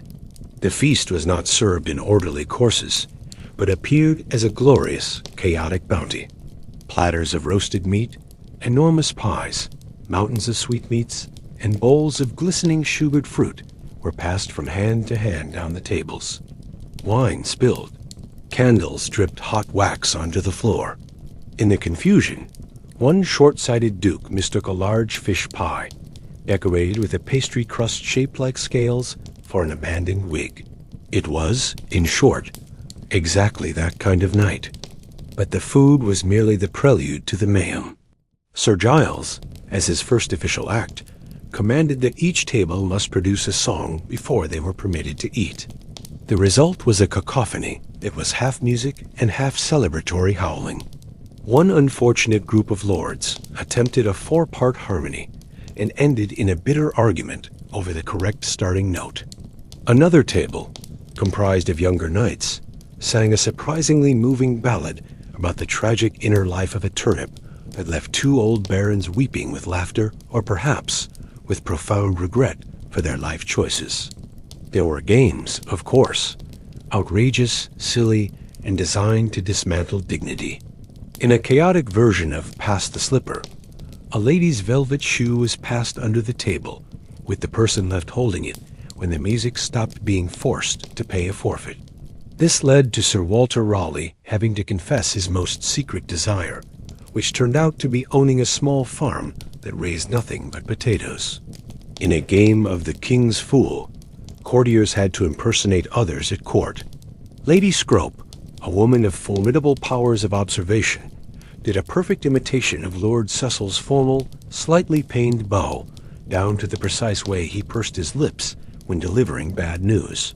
Cecil, watching from across the hall while sipping from his cup, gave a single appreciative nod. Distressingly accurate, he was heard to say. Even the Queen, high above them, could not help but laugh. She did not participate in the games, not directly. To do so would have been to descend from the sun to the earth, to become a player rather than the object of the game itself. Instead, she sat enthroned in a gown of shimmering gold cloth that seemed to drink in the torchlight and reflect it back, dazzling all who looked upon her. Her ruff was so wide and elaborate, it looked like a sunburst around her head. On her hair sat a tiny, elegant circlet, not her full state crown, but just enough of a reminder. She sipped her mulled wine. She clapped when a particular jest pleased her. She let the chaos swirl and surge around her feet. But she was still, unmistakably, in absolute command. The mask came next, the artistic zenith of the night. This year's performance was a strange and brilliant spectacle entitled The Mirror Turned. It was a complex allegory that featured a peasant who, through a series of magical mishaps, becomes a king for a day. A fool who, after being struck by lightning, begins to speak profound wisdom. And a beautiful queen made of starlight who pretends to have forgotten her own name, so that she might hear what her subjects truly think of her. The play was half comedy, half prophecy, and entirely full of daring metaphors and lines that came dangerously close to naming real people and events at court. At one pivotal moment, the false queen on the stage turned to face the audience and asked, her voice ringing with pathos, "For what is a crown, my friends, if not a very pretty and gilded prison?" The real queen, on her dais, narrowed her eyes. The audience held its breath. The air crackled with tension. Then, Elizabeth let out a laugh, a sharp, delighted bark that broke the tension like a snapped bowstring. "Only," she called out to the stage, her voice carrying across the hall, "if you lack the key to unlock it." The players on stage nearly fainted with relief. The play and their careers could continue. After the mask, the real dancing began, wild, frenzied, and theatrical. These were not the elegant, measured steps of formal court life, but reels, romps, and galliards gone slightly mad. The carefully constructed social order dissolved completely. Ladies danced with kitchen boys, who wiped their greasy hands on their aprons before taking a noblewoman's hand. Barons danced with jesters, attempting to mimic their outlandish steps and failing spectacularly. At one point, the august Archbishop of Canterbury, a man known for his grave piety, was surrounded by a laughing circle of maids of honor and dragged into a country dance. He emerged minutes later, breathless, disheveled, with a wreath of ivy on his head, and it was noted by many a suspiciously good sense of rhythm. And throughout it all, the Lord of Misrule orchestrated the beautiful chaos, cheering on the dancers, scolding the laggards, and parading around the hall on his long-suffering hobby horse. At midnight, he staged a grand mock trial. The Queen herself was the accused, charged with the crime of being too magnificent to be mortal. Her defense, she offered none. When asked for her plea, she simply smiled and said, "Guilty, but I assure you, entirely unrepentant." Slowly, inevitably, as the night wore on and the hour grew late, The frenetic merriment began to soften. The wild laughter gentled into contented chuckles. The torches began to dim and gutter, casting long, sleepy shadows. The tables, once piled high with food, were now piled high with snoring courtiers. One young lady fell asleep with a lap full of sugared almonds, her head resting on the shoulder of a man she had only met that evening. A gentleman stood, intending to make a final, witty toast, and instead delivered a deeply emotional 5-minute ode to his favorite hunting dog. And the queen, still seated, still watchful, observed as the great tide of chaos finally began to ebb. One by one, like actors leaving the stage after the final curtain, the courtiers bowed, kissed her offered hand, and stumbled off to their chambers. At last, only a handful of revelers, the Lord of Misrule, and the royal guards remained in the vast, echoing hall. The queen stood. She descended from her throne without announcement. The music, which had dwindled to a single sleepy lute, halted. The jesters stopped mid-pratfall. The Lord of Misrule froze, his holly crown askew. She approached him, her golden gown whispering on the rush-strewn floor. With a gesture that was both maternal and regal, she reached up, lifted the crown of holly from his head, and said, her voice quiet but absolute, "Your reign is ended, sir." Then she kissed his cheek. And just like that, with that single symbolic act, the order of the world snapped back into place. The queen walked out of the hall, her train trailing behind her like the tail of a comet. There were no trumpets. There was no fanfare. There was just the profound ringing silence she left behind, a silence that said, louder than any speech, "The feast is over. The crown is mine again." The court slept late the next day. The epiphany dawned on a palace of drooping garlands, aching heads, and quiet reflection. The beautiful costumes were packed away in their trunks. The holly crowns were tossed into the fire. And though nothing was said aloud, every single courtier felt it in their weary bones. Christmas had ended. The real year, the year of politics, of duty, of ambition, and of winter's unforgiving bite, had finally begun.